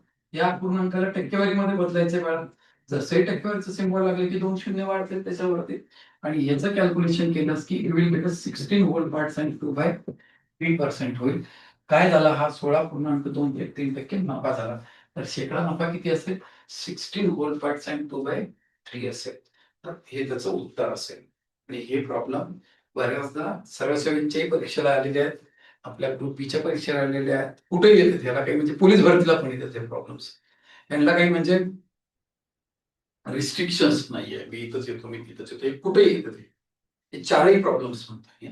याच्यात पुढच्या या 5व्या प्रॉब्लेम मध्ये आपल्याला काय सांगितलेलं आहे? एका व्यापाऱ्याला 33 मीटर कापडाच्या विक्रीतून विक्री केली त्याने. त्याला 11 मीटर कापडाच्या विक्री किमती एवढा नफा होतो असं सांगितलं. तर त्या व्यवहारात झालेला शेकडा नफा काढायचा आहे. या उदाहरणाकडे आपण जर व्यवस्थित लक्ष दिलं ना, तर हे जे उदाहरण आहे, हे उदाहरण नफ्याच्या व्यवहाराचं आहे. आणि नफ्याचा व्यवहार कसा होतो?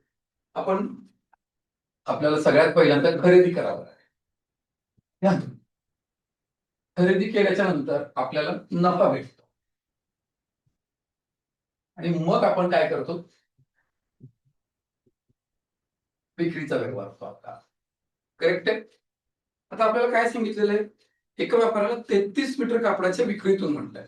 म्हणजे आपण असं कन्सिडर करू, ₹1 1 मीटर कापड विकलं त्याने. राईट? 1 मीटर कापड ₹1 दराने विकलं त्यांनी. 33 मीटर कापडाच्या विक्रीतून त्या माणसाला ₹33 भेटले. म्हणजे अमाऊंट ऑफ सेल काय असेल? ₹33 आलं कन्सिडर करा. पुढे ते वाक्य नीट आहे का?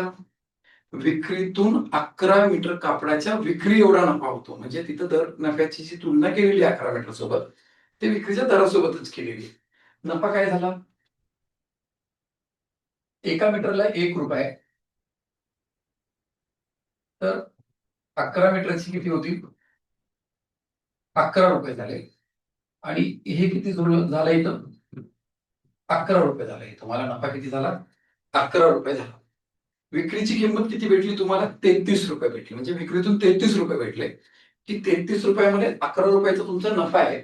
म्हणजे तुमचं सेल काय असेल? सॉरी, कॉस्टिंग प्राइस काय असेल? खरेदी किंमत किती असेल? 33 ला तुम्ही 11 मागे आलात, तर तुम्हाला किती भेटले इथं? ₹22 भेटले तुम्हाला. राईट? तुम्हाला त्या व्यवहारामधला शेकडा नफा विचारला. शेकडा नफा म्हणजे कसा असेल तुमचा? तुम्हाला नफा किती झाला? 11. किती पैकी झालाय? 22 पैकी झाला. कारण खरेदी किमतीवर काढत असतो आपण. राईट? मग हे इंटू टक्केवारीचं सिम्बॉल काढलं तर वर किती शून्य? 2 शून्य. किती टक्के नफा झाला तुम्हाला? 50% नफा झालेला आहे. तर ही त्याचं काय असेल त्या व्यवहारामध्ये झालेला शेकडा नफा असेल. किती टक्के नफा असेल? 50% नफा झालेला असेल. राईट? त्याच्यानंतरच्या व्यवहारामध्ये काय म्हटलेलं आहे? हे उत्कृष्ट प्रॉब्लेम आहे बघा. हे मागं आयोगाने विचारलेला प्रॉब्लेम म्हणजे आकडे हेच नाही आहेत. पण अशा फॉर्मॅटमध्ये एक प्रॉब्लेम आपल्याला आयोगाकडनं विचारला गेलेला आहे. ₹10 6 केळ्यांची खरेदी केली त्यांनी. म्हणजे खरेदीचा व्यवहार काय झाला तुमच्या? किती सोपा प्रॉब्लेम आहे बघा हे. खरेदी किती केला? ₹10 6 केळी खरेदी केली तुम्ही. आणि विक्रीचा व्यवहार काय झाला तुमचा? विक्रीत ₹6 4 केळी केली. ₹6 4 केळी. राईट? तर त्या व्यवहारामध्ये झालेला शेकडा नफा किंवा काय करायचंय तुम्हाला? तोटा काढायचा आहे. राईट? मग काय होईल? त्या 4चा 10 सोबत असा तिरपा गुणाकार करायचा. 10 चोक 40. आणि या नव्यांचं इकडल्या रकमेसोबत 6 ₹36. राईट? बस एवढंच करायचं. आणि तुम्हाला खरेदी 40ची आहे, तर विक्रीत 36 मिळतात. 40 खरेदी करून जर 36ला विकत असशील, तर तुला जाणीव झाली पाहिजे, की मला या व्यवहारामध्ये काय झालंय? तोटा झालाय. कळलं? तर किती तोटा झाला तुला? तर हे तोटा किती रुपये झाला बेटा? ₹4 तोटा झाला. तोटा किती झाला तुला? 4 झाला. तर शेकडा तोटा काय होतो तुझा? शेकडा तोटा 4 कितीवर? 40 वर झाला. टक्केवारी म्हणजे वरती 2 शून्य म्हणजे 10% तुला काय झाला? तोटा झाला. कुठे आहे ते 10% तोटा झाला? हे बी आन्सर असेल त्याचं. राईट? आता बऱ्याचदा या प्रश्नाचं सोल्युशन तुमच्याकडं अशा पद्धतीने काढण्याचा प्रयत्न केला जातो.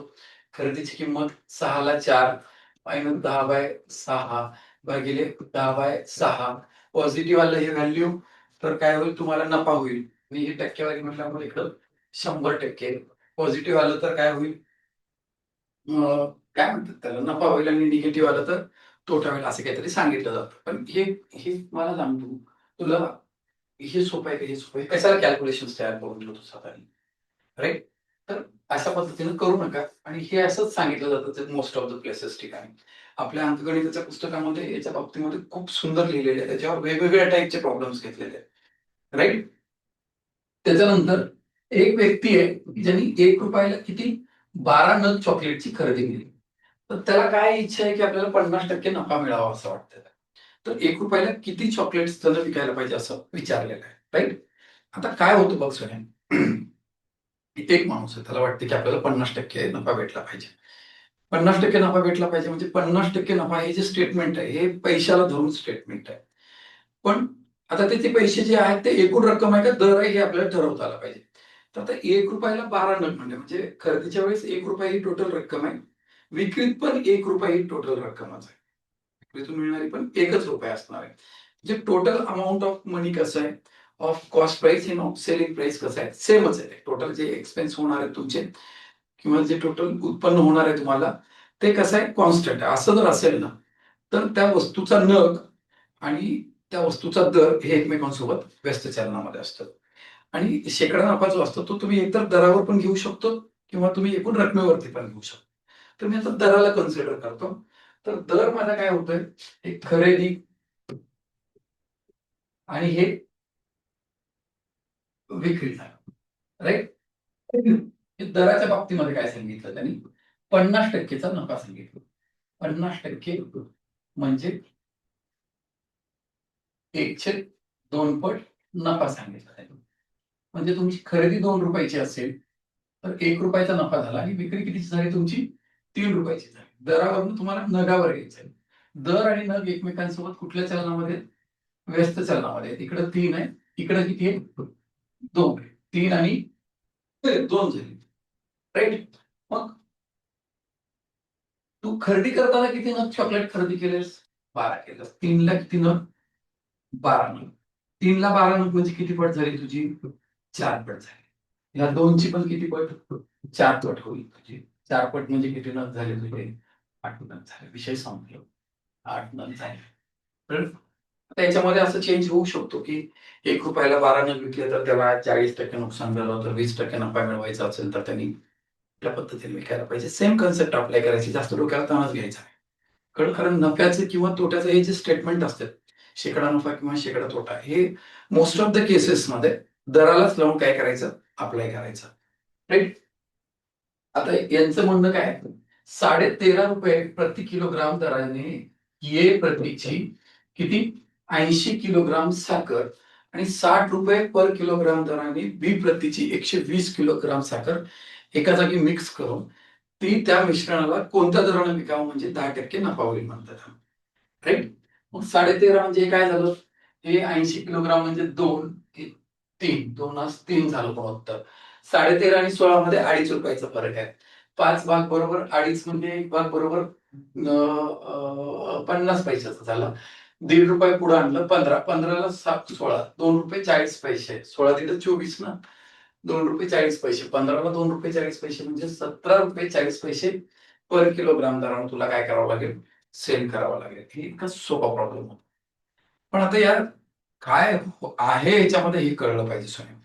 काय होतंय की 2 साखरेला एका जागी केले, त्याच्यावर 16% नफा घेऊन तुला विकायचं आहे. आता 2 साखरेला एका जागी केल्याच्या नंतर त्याचा जो दर मिळतो ना, तो मिश्रणाचा दर जो आहे, तो सरासरी दर असतो. तर तुला त्या दरांची सरासरी काढता आली पाहिजे. म्हणजे काय झालं, तर ₹13.50 पर किलोग्राम दराची किती किलो आहे साखर? 80 किलोग्राम आहे. आणि ₹16 पर किलोग्राम दराची किती किलो साखर आहे? 120 किलोग्राम साखर आहे. तर 2:3 हे या साखरेच्या वस्तुमानाचं गुणोत्तर घेतलं. म्हणजे 13.5चे 2 जण असतील तर मला किती रुपये खर्च झाला असता? ₹27 झाला असता. 16चे 3 जण असते तर माझा खर्च किती झाला असता? 16 तरी ₹48 झाला असता. दोन्ही मिळून 3 आणि 2 ₹5 खर्च झाले. 75/5 बरोबर किती आलं? मला जे काही मिक्सचर भेटणार आहे त्याचं रेट ₹15 पर केजी झाले. राईट. आता याच्यावरती 16% नफा आहे. राईट. 16% नफा. म्हणजे काय झालं प्रत्यक्ष नफा?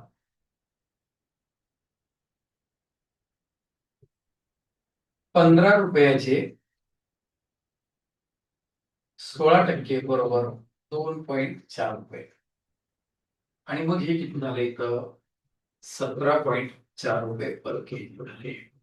₹15 तुमचा सेल कॉस्टिंग प्राइस असेल, खरेदीची किंमत असेल, खर्ची असेल. त्याच्यामध्ये तुम्ही नफा किती रुपयाचा घेतला? ₹2.40 तुम्हाला एक्स्ट्रा भेटावेत वाटते. तुम्हाला कितीला विकावं लागेल? ₹17.40 पर किलोग्राम दराने तुम्हाला ते विकावं लागेल. राईट. तर पण हे आता या उदाहरणामध्ये काय कुठली कन्सेप्ट महत्वाची होती, की ते 2 साखर एका जागी केल्याच्या नंतर जे मिश्रण मिळतंय, ते मिश्रणाचा जे काही दर असेल, तो जो दर आहे, तो दर हा काय असतो? सरासरी दर असतो. हे तुला माहिती असलं पाहिजे. तर या गणितामध्ये मजा होती. अशा पद्धतीने करायला तुला चान्स होता. त्याच्यापेक्षाही शॉर्टकटनं जाता येतं. मी तर काही असं केलं नसेल राइट. एक माधवाच प्रपोर्शनेट स्केल म्हणून वर्कआउट होतं. ते आता हे सांगण्यासारखी परिस्थिती नाहीये. कळलं का? मग रिव्हिजन करतोय त्याला काहीतरी वेगळंच सांगून काहीतरी एमपी डोक्याला ताण नको तुझ्या. राइट. हे आपण ॲव्हरेज या पद्धतीने काढतो तर याच पद्धतीने कन्सिडर करू. राइट. तर मग इकडे काय होतं? ₹100 पर किलोग्राम दराच्या शुद्ध तुपात ₹50 पर किलोग्राम दराचे वनस्पती तेल कोणत्या प्रमाणामध्ये मिळवावे म्हणजे परिणामी मिश्रणात ₹96 पर किलोग्राम दराने विक्री करून 20% नफा होईल म्हणतात. राईट. पण काय त्याला एवढं काही टेन्शन घ्यायची गरज नाही. 1% 20% नंतर 16 80 झालं. 80 ला 100 म्हणजे 80 30 आणि 2 3 2 असं उत्तर यायला पाहिजे त्याचं. राईट. कसं होतंय? हे शुद्ध तूप आहे बेटा.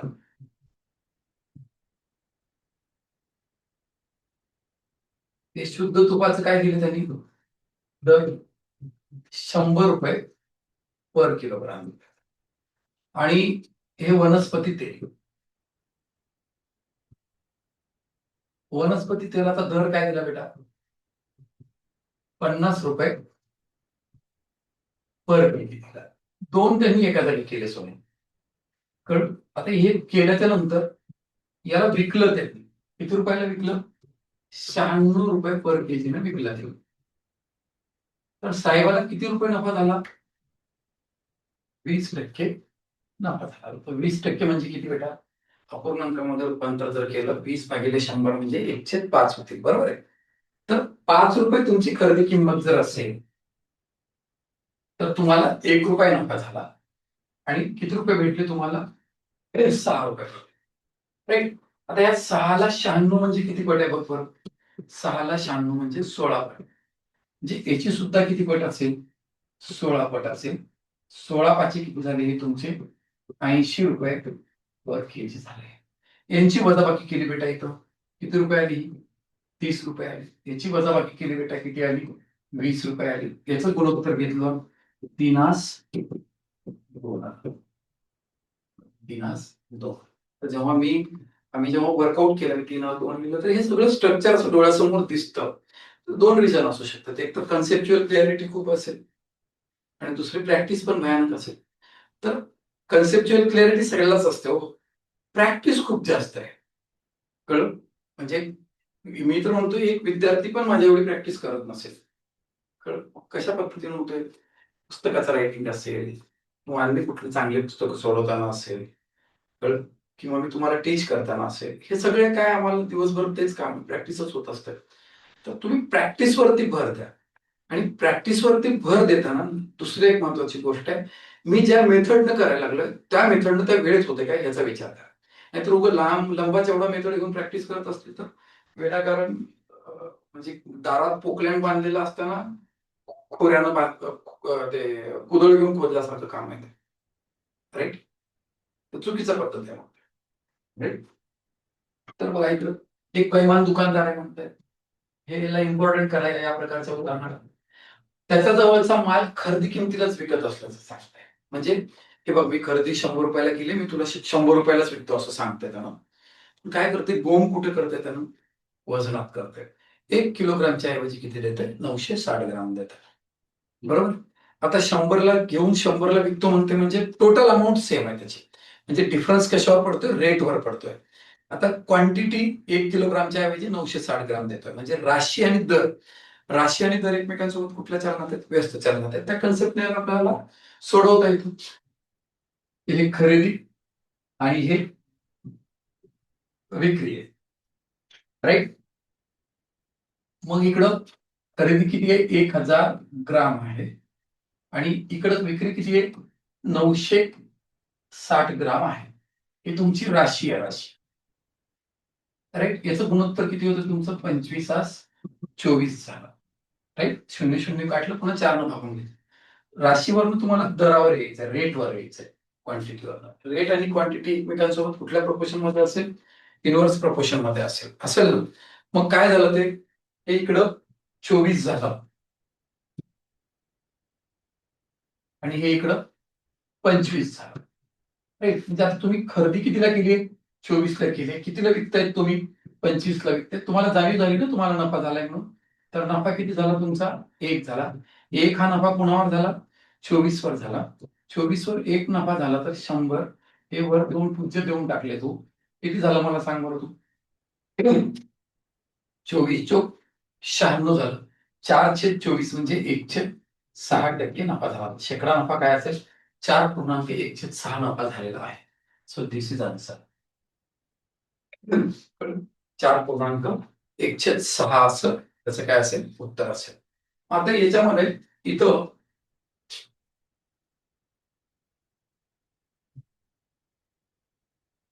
एका उत्पादकाने टेबलची विक्री 10% नफ्यानं ठोक विक्रेत्याला केली.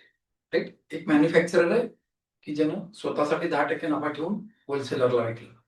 आता ठोक विक्रेत्याने 15% नफ्यानं तोच टेबल किरकोळ विक्रेत्याला विकला. होलसेलरनी रिटेलरला विकताना 15% मार्जिन ठेवली आणि रिटेलरनं तो कस्टमरला 25% नफा तर घेतलाच घेतला आणि 1260 रुपयाला टेकवला झाला. तर मॅन्युफॅक्चरिंगची कॉस्ट काढायला सांगितली.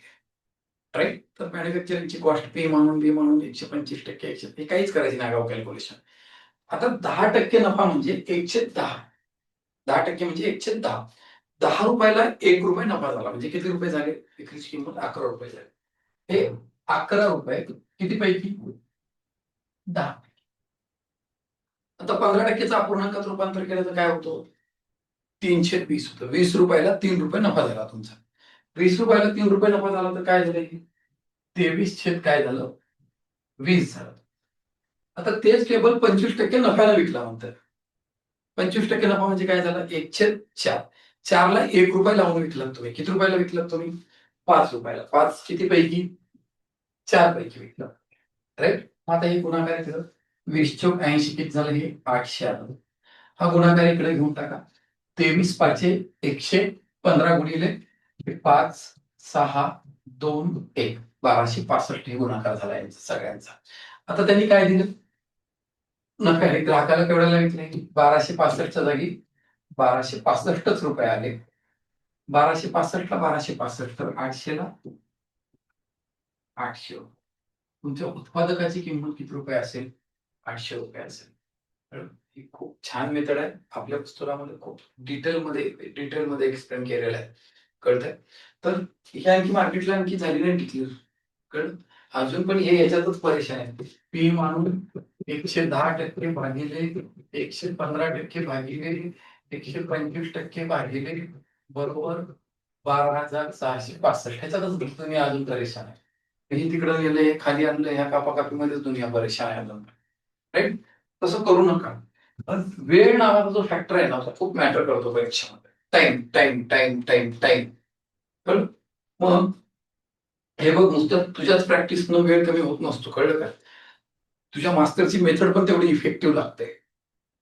तर तर त्या परीक्षेमधला वेळ कमी होतो. नुसत्या प्रॅक्टिसनं वेळ कुठं कमी होतोय? 10वीच्या बोर्डाचे मेथड्स घेशील आणि प्रॅक्टिस करशील तर परीक्षेत कुठून बसणार आहे तुझं? कळलं? बोर्डाचा पेपर तेवढा वेळच होईल तुझा. कळलं? तुला स्पर्धा परीक्षेचा पेपर सोडवायचा तर त्याच अप्रोचनं प्रॅक्टिस करावं लागतं. कळतं? तर बघ इकडं, एका व्यक्तीने काय म्हणतात ते, एक व्यक्ती वस्तूच्या छापील किमतीच्या 910 किमतीला खरेदी करतो. कळलं? 100 छापील किंमत असेल तर खरेदी 90 रुपये असेल. त्या वस्तूची विक्री तो छापील किमतीवर 8%, 100ला 8% म्हणजे किती झालं? 108 रुपयाला विकतो तो. तर त्या व्यवहारात झालेला शेकडा नफा हा खरेदी किमतीवर काढतात. खरेदी किंमत किती पकडली होती आपण? 90 आली होती. 90च्या विक्री किती झाली? 108 म्हणजे किती रुपये भेटले तुला? 18 रुपये भेटले. 90ला 18 रुपये भेटणं म्हणजे 20% नफा भेटला. विषय संपला. काही लिहायची गरज नाही. डोळ्याला दिसतं असं सगळं. कसं दिसतं बघ तुला सांग. ही तुझी छापील किंमत आहे. तुला ते चित्र आठवतंय? मी काढून गेलो. ही छापील किंमत. इथं खरेदी आहे तुझी आणि तू याच्यावर नफा घेणार आहेस. ही तुझी विक्री आहे. तर हे टक्के 8% छापीवर 8% छापील किमतीवर 8% नफा घ्यायचा असतो. याची किंमत किती? याच्या किती पट म्हणले त्यांनी? 9/10 पट म्हणले छापील किमतीच्या. जाऊ दे ना, हे 100 पकड. 100 ची 9/10 पट किती झाली खरेदी? 90 रुपये झाली. 100ला 8 रुपये नफा तर किती झाला तुझा? तर 108 रुपये झाला. 90 रुपयाची वस्तू 108 रुपयाला विकतो तर प्रत्यक्ष नफा किती झाला तुला? 18 रुपये झाला. शेकडा नफा काय? शेकडा नफा हा तुझा खरेदी किमतीवर काढला जातो. 18 किती पैकी? 90 पैकी. टक्केवारीचं सिम्बॉल दिले की वर 2 शून्य. हे कॅल्क्युलेशन केले की 20%. तर तुला त्या व्यवहारात झालेला प्रत्यक्ष नफ्याची शेकडेवारी किती आहे? सॉरी, नफ्याची शेकडेवारी किती आहे? 20% आहे. कळतंय? तर याला इम्पॉर्टंट करा. हा परीक्षेला येऊ शकतो. तर त्यांनी थोडं हटके काहीतरी आउट ऑफ द बॉक्स जाऊन विचारायचा काही त्यांचा मानस असला, त्यांना जर वाटलं आपण विचारायला पाहिजे या पद्धतीनं, तर हे येऊ शकतंय. राईट? याच्या पुढच्या उदाहरणामध्ये काय म्हणलं?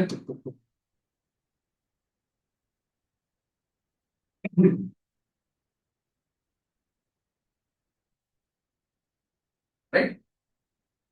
एका व्यक्तीने एका वस्तूची विक्री 20% तोट्याने केली. 20% तोट्याने केली. जर त्याने त्या वस्तूची खरेदी 20% कमी किमतीला करून विक्री पूर्वीच्या किमतीपेक्षा 10.5 रुपये कमी किमतीला केल्यास, राईट, त्याला त्या व्यवहारात किती रुपये नफा होतो? 30% नफा होतो. तर त्या वस्तूची खरेदी किंमत काढा म्हणते. मला हा प्रश्न आयोगाच्या धर्तीवर वाटतोय. आयोगाच्या धर्तीवर म्हणजे आयोगाच्या धर्तीवर प्रश्न कॅन्सल होत असते. कळलं? तिथं ऑप्शन तर नसते, काहीतरी धिंगाणा असते. तर हे आयोगाच्या धर्तीवर आहे. तर त्याचं उत्तर नाहीये. कळलं? का नाहीये? 100ला 20 म्हणजे 80 होतील. 80ला 30% नफा म्हणजे 24, 104 आलं. 80ला 124 म्हणजे किती रुपये वाढले? 24 रुपये वाढले.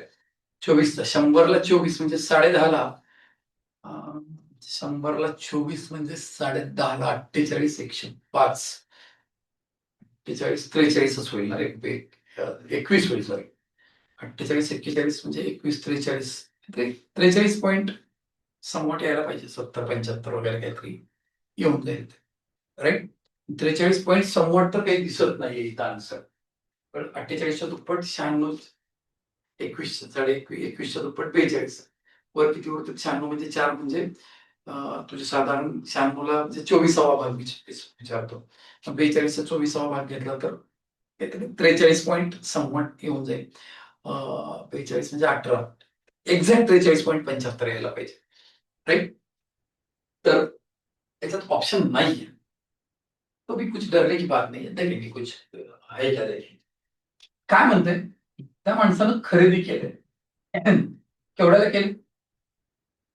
100 रुपयाला केली. विक्री केली. किती टक्के तोट्याने विक्री केली? 20% तोटा घेतला त्यानं. त्याची विक्री ऍक्च्युअल मध्ये किती रुपयाला झाली आता? 80 रुपयाला झाली. ते सगळं झाल्यावर त्याला वाटायला लागलं की यार आपण त्या वस्तूची मुळातच 20% कमी किमतीला खरेदी केली असते. राईट.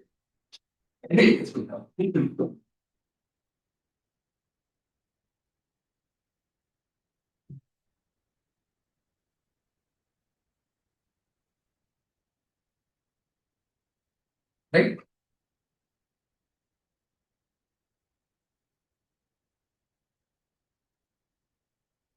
ओके. हे 20% कमी किमतीला खरेदी केलं असतं ना.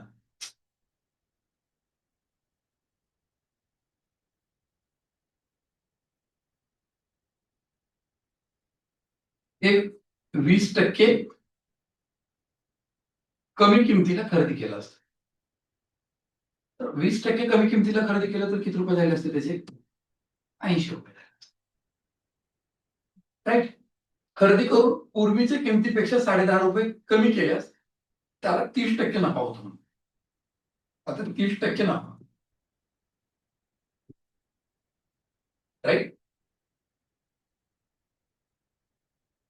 30% म्हणजे किती झाले? 8 त्रिक 24 म्हणजे 104 रुपये. राईट. 16 गणितच गणलं ते. आता ते पूर्वी विक्री पूर्वीच्या किमतीपेक्षा 10.5 रुपये कमी किमतीला वाढली. खरं तर पूर्वीच्या किमतीपेक्षा ही किंमत जास्त आहे. ठीक आहे, जाऊ दे. फरक दिलाय त्या दोन किमतीमधला त्यांनी काय दिलंय? फरक दिलाय. असं कन्सिडर करा. फरक दिले. किती रुपयाचा फरक आहे? 24 रुपयाचा फरक आहे. 100 आणि 104 मध्ये कितीचा फरक आहे? 24चा फरक आहे. मग तुझी मूळ किंमत, खरेदी किंमत किती होती? 100 रुपये असताना तुला दिलेला फरक किती रुपयाचा राहायला लागलाय? 24 रुपयाचा राहायला लागलाय. तुला फरक दिलाय 10.5 रुपयाचा आहे. तर तुझी खरेदी किंमत किती असेल? Cost price. राईट. आता हे तोंडी झालं पाहिजे कॅल्क्युलेशन. ठीक आहे. तुझं वय कमी पडतं. कॅल्क्युलेशन करून घ्या. असं 1050 भागिले किती? 24 आले. टेन्शन. 24 न जर भागलं याला तर हे काय होईल? 525 भागिले 12 आले. राईट. 2 न भागून घेतला. आता 12 न भागतो याला. 12 चौक 48. 4 उरलं. 12 36. 9/12 म्हणजे 3/4. 3/4 म्हणजे 7.43.75 पर केजी असं झालेलं असेल. म्हणलं होतं मी 43.75 येईल म्हणून. राईट. की एक तर पूर्वीच्या विक्री किमतीपेक्षा नंतरची विक्री किंमत जास्त आहे. तिथं कमी आहे. प्रॉब्लेमच्या डिझाईन मध्येच काहीतरी प्रॉब्लेम झालाय. राईट. पण ठीक आहे. ते पूर्वीची विक्री किंमत आणि नंतरच्या विक्री किमतीमधला तो फरक आहे असं जरी कन्सिडर केला आपण तर 43.75 तिथं ऑप्शन नाहीये. तर हे उदाहरण आयोगाच्या धर्तीवर काढण्यात आलेलं आहे. राईट. आयोगातला जर आलं तर हे रद्द होईल आणि ते रद्दच झालेलं आहे. पण याचं सोल्युशन येतं, पॉसिबल आहे याचं सोल्युशन. 43.75 रुपये पर केजी असेल. राईट. आता याच्यानंतरच्या प्रश्नामध्ये काय म्हणते आपल्याला ते? एका वस्तूची किंमत उत्पादकापासून पाहिजे. उत्पादकापासून ग्राहकाला मिळेपर्यंत कितीनं वाढते? 65% वाढते. हे उत्पादकापासून ग्राहकाला जाईपर्यंत 65% वाढते. उत्पादक ते ठोक विक्रेता,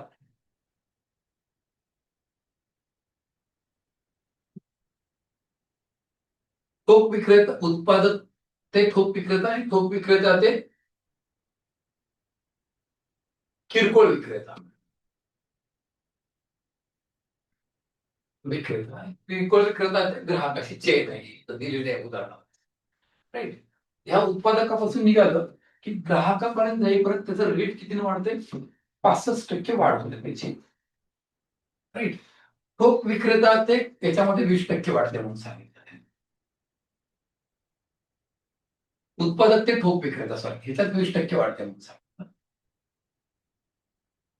आणि याच्यात 25% वाढतं. तर किरकोळ विक्रेता ते ग्राहक किती वाढेल म्हणून विचारला तर हे n% बघू, राईट. ते काय उत्पादक तुमचं 100 रुपये वाला आहे समज, 20% वाढले 120 झाले, 120 चे 25% वाढले तुमच्या, 120 चे 25% 30 होते, 30 रुपये वाढले तर किती झाले तुमचे? 150 रुपये झाले. Overall increment कितीचे? 65%चे म्हणजे 165% झाले. किरकोळ विक्रेत्याला 150 ला घेतलं, ग्राहकाला 165 ला विकलं म्हणजे इथं 15 वाढले. 15 वाढ आहे. 15 कुणावर वाढ आहे? 15 ही 150 वर वाढ आहे. जे 1/10 झालं. 1/10 चं वर 2 शिकले तर किती टक्के वाढ झाली? 10% वाढ झाली. तर विक्रेता ते ग्राहक यांचा वाढलेला शेकडा दर किती टक्के? 10% वाढीव रेट आहे त्याचा. कळलं? तर हे किती आहे? 10% चा आन्सर असेल.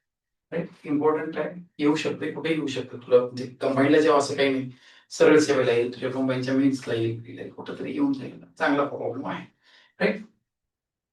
आता इथं काय होतं? एक विक्रेता त्याच्या जवळील एकूण मालाचे 3 ते 4 माल किती टक्के नफ्याने विकतो? 20% नफ्याने. उर्वरित माल खरेदी किमतीला चुकतो. म्हणजे जे काही शिल्लक माल आहे त्याच्यात तो नफाही घेत नाही आणि तोटाही घेत नाही. तर संपूर्ण व्यवहारात झालेला शेकडा नफा काय? 30 त्रिक 60/4 किती होते? 15 होते. ते उरलेल्या मालाचं काही कॉन्ट्रीब्युशन होत नाही ना नफ्यामध्ये. हेच 20%च्या 3/4 किती होईल? 15%. विषयच संपला. कळलं? नाही कळलं तर बघ इकडं. एकूण 4चा माल आहे त्यापैकी 3चा माल किती टक्क्याने विकला तू? 20%. आता उर्वरित किती? 4 पैकी 3 गेलं तर उरलं किती? 1. ते खरेदी किमतीलाच विकलं म्हणजे तुला नफाही झाला नाही, तोटाही झाला नाही. आता हे दोन्ही व्यवहार एका जागी केल्याच्या नंतर मिळणारा शेकडा नफा विचारला तो. 2 व्यवहार एका जागी करणं म्हणजे त्या व्यवहाराचा एकत्रित परिणाम विचारलेला. तर त्या 2 व्यवहाराचा एकत्रित परिणाम जो असेल तो सरासरी दर असेल. मग सरासरी दर काय असेल? 20-20% किती जण? 3 जण. 20 त्रिक 60, 0 1 0 भागिले 3 आणि 1 4 म्हणून 60/4 किती झालं? 60/4 बरोबर किती आलं? 15% आले, राईट.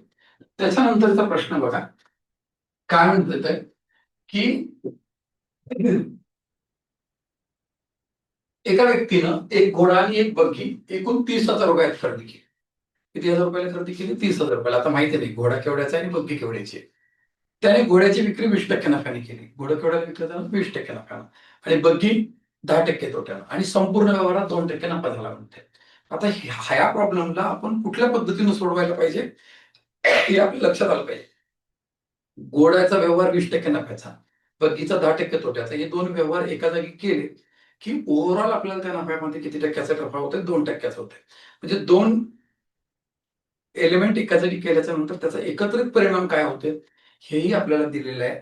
म्हणजे ते व्यवहाराचं जे उदाहरण दिलेलं आहे कशाच्या पद्धतीने सोडवायचं सोने आपल्याला, ते आपल्याला मिक्सचर अँड अलिगेशन सोडवायचंय. म्हणून काय होतंय, हे घोडा, हे इकडं बग्गी, अख्खे 30,000 रुपये दिले असते. 30,000 रुपयाचे 1% नफा, 20% नफा, तर 6,000 रुपये भेटले असते. बग्गी, अख्खी बग्गी तोट्याला गेली. 30,000 ला घेतली असते त्यानंतर 30,000चे 10% म्हणजे किती झाले असते? 10% म्हणजे -3,000 रुपये लॉस, म्हणजे निगेटिव्ह दाखवावं लागेल. पण त्याला ना ते 6,000 नफा झाला ना 3,000 तोटा झाला, त्याला 2% नफा झाला. कोणाच्या? 30,000च्या 30,000चे 2% म्हणजे 600 रुपये नफा झाला. हा पॉझिटिव्ह असेल. त्या दोघांची वजाबाकी किती येते? 5,400 आहे. या दोघांचा फरक किती येतो? 3600 येतो.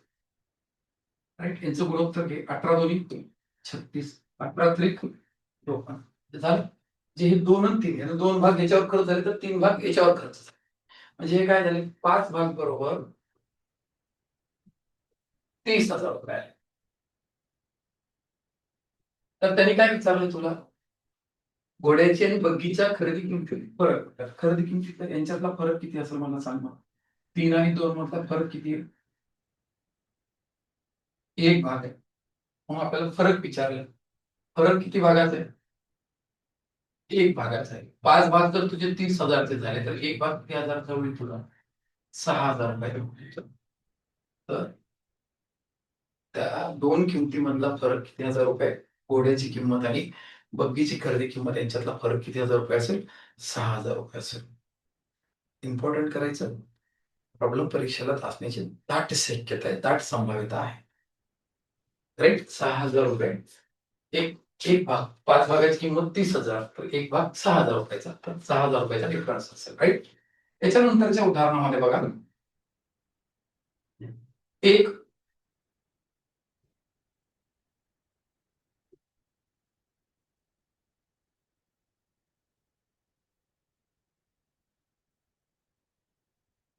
एका वस्तूच्या छापील किमतीवर 5% सूट देऊनही 33% नफा मिळवायचा असेल तर त्या वस्तूची छापील किंमत किती असावी लागेल? 95, 133, 5 आणि 19, 7. 5 ला 7 म्हणजे 2 वाढले, 40% वाढवावं लागते. कुठलाही उत्तर 40% असेल. राईट, सिंपल आहे. पण हा प्रश्न ह्या मागच्या 1-1.5 वर्षामध्ये कुठल्या तरी पेपरला आलेला क्वेश्चन आहे. राईट. मग आता हे कशा पद्धतीने सॉल्व्ह करते? छापील किमतीवर सूट. छापील किंमत वर आहे, 1% सूट दिली तू, 5% सूट दिली तू, विक्री किंमत आहे. आणि खरेदीवर किती टक्के नफा भेटायचा तुला? 33% नफा भेटायचा. हे काय व्हायला लागले? इकडून सुटलेला बाण पण ह्यालाच लागतो, इकडून सुटलेला बाण पण ह्यालाच लागतो. अशा केसेसमध्ये काय करत असते? वरून आलेली किंमत खाली द्यायची असते आणि खालून आलेली किंमत वर पाठवायची असते. बाकी काहीच करायचं नसते. सोपं असते बाकीचं करायला. मग काय झालंय? इथं 100 असतं, 5% सूट दिलं तर इथं 95 आलं. इथं 100 असेल, इथं 133 होईल. खालून आलेले 133 वर पाठवले, वरून आलेले 95 खाली पाठवले. ह्याच्यात कितीची वाढ झाली तुझी? तर छापील किंमत शेकडा कितीने वाढवावी लागेल म्हणजे? कितीने वाढवले? 38 न वाढ केली तुझी.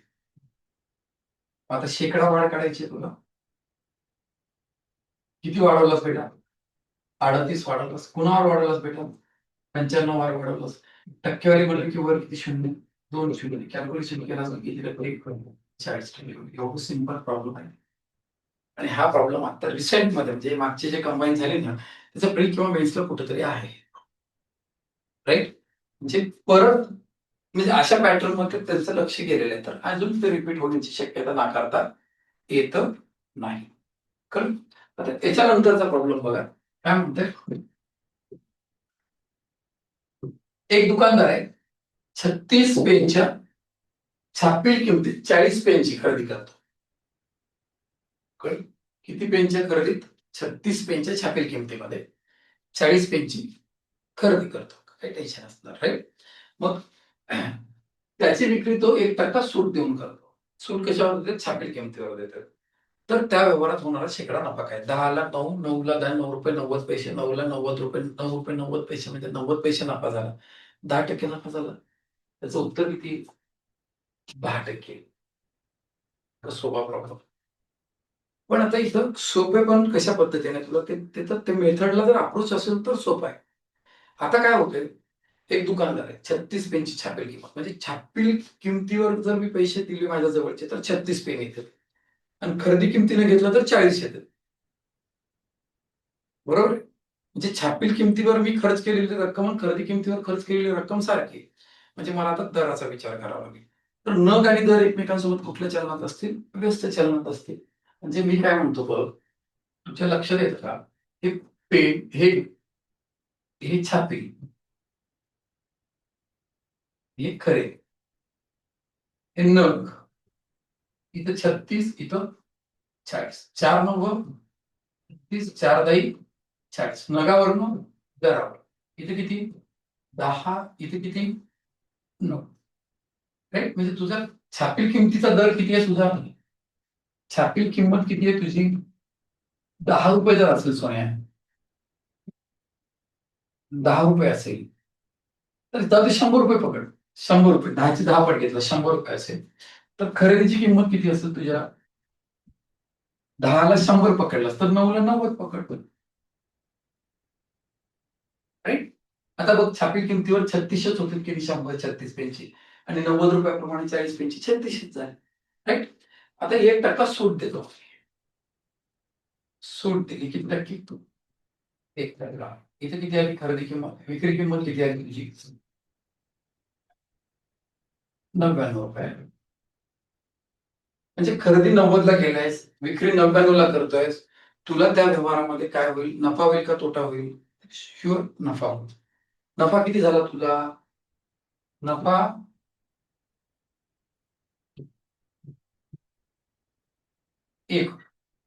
9 रुपये झाला. शेकडा नफा काय होईल? 9 किती पैकी? 90 पैकी. टक्केवारी म्हणजे वर 0.34% नफा, 10% नफा झाला. राईट. तर या एपिसोडमध्ये आपण पर्सेंटेज आणि नफा तोटा असे 2 प्रकरणं बघितलेले आहेत. कळलं? आता याच फॅमिलीमध्ये सरळ व्याज, चक्रवाढ व्याज आणि डाटा इंटरप्रिटेशन म्हणजे माहिती आणि आकलन हे असे सगळं ह्याच सेक्शनमध्ये येत आहे. पण मी आणखी जर याला वाढवलं तर मग व्हिडिओची लेंथ वाढेल. 3 3.5 4 तासाचा व्हिडिओ ते बघताना वैतागवाडी वाटतं. राईट. तर या व्हिडिओला आपण इकडं थांबूयात, या लेक्चरला इकडं थांबूयात. याच्या याच्या याच्या पुढच्या लेक्चरमध्ये मी तुम्हाला सरळ व्याज आणि चक्रवाढ व्याज आणि माहिती व आकलन असे 3 टॉपिक कव्हर करणारा मी लेक्चर तयार करेल. तो तुम्हाला म्हणजे येणाऱ्या परीक्षेसाठी फार महत्वाचा ठरणार असेल. यातल्या कन्सेप्ट, यातले उदाहरण सुद्धा अत्यंत महत्वाचे आहेत. यामध्ये घेतलेले उदाहरण आणि यामधले कन्सेप्ट जे आहेत, याच्या बाहेर शक्यतो 90% तरी पेपर मधला येणारं उदाहरण असणार नाही. तर नीट करा, थोडस व्यवस्थित बघा याच्याकडं, आणि उगाच काहीतरी टाकलंय म्हणून उगाच काहीतरी स्क्रॉल करून बघू नको, जरा इज्जतीनं बघ. कळलं? तर हे लेक्चर्स तुम्हाला आवडत असतील, तुम्हाला यातल्या टेक्निक्स पसंत पडत असतील, तर या लेक्चरला जरूर तुम्ही लाईक करा, शेअर करा, आणि आपलं चॅनल सबस्क्राईब करायला विसरू नका. तर हे लेक्चर इकडे थांबवतो. नमस्कार.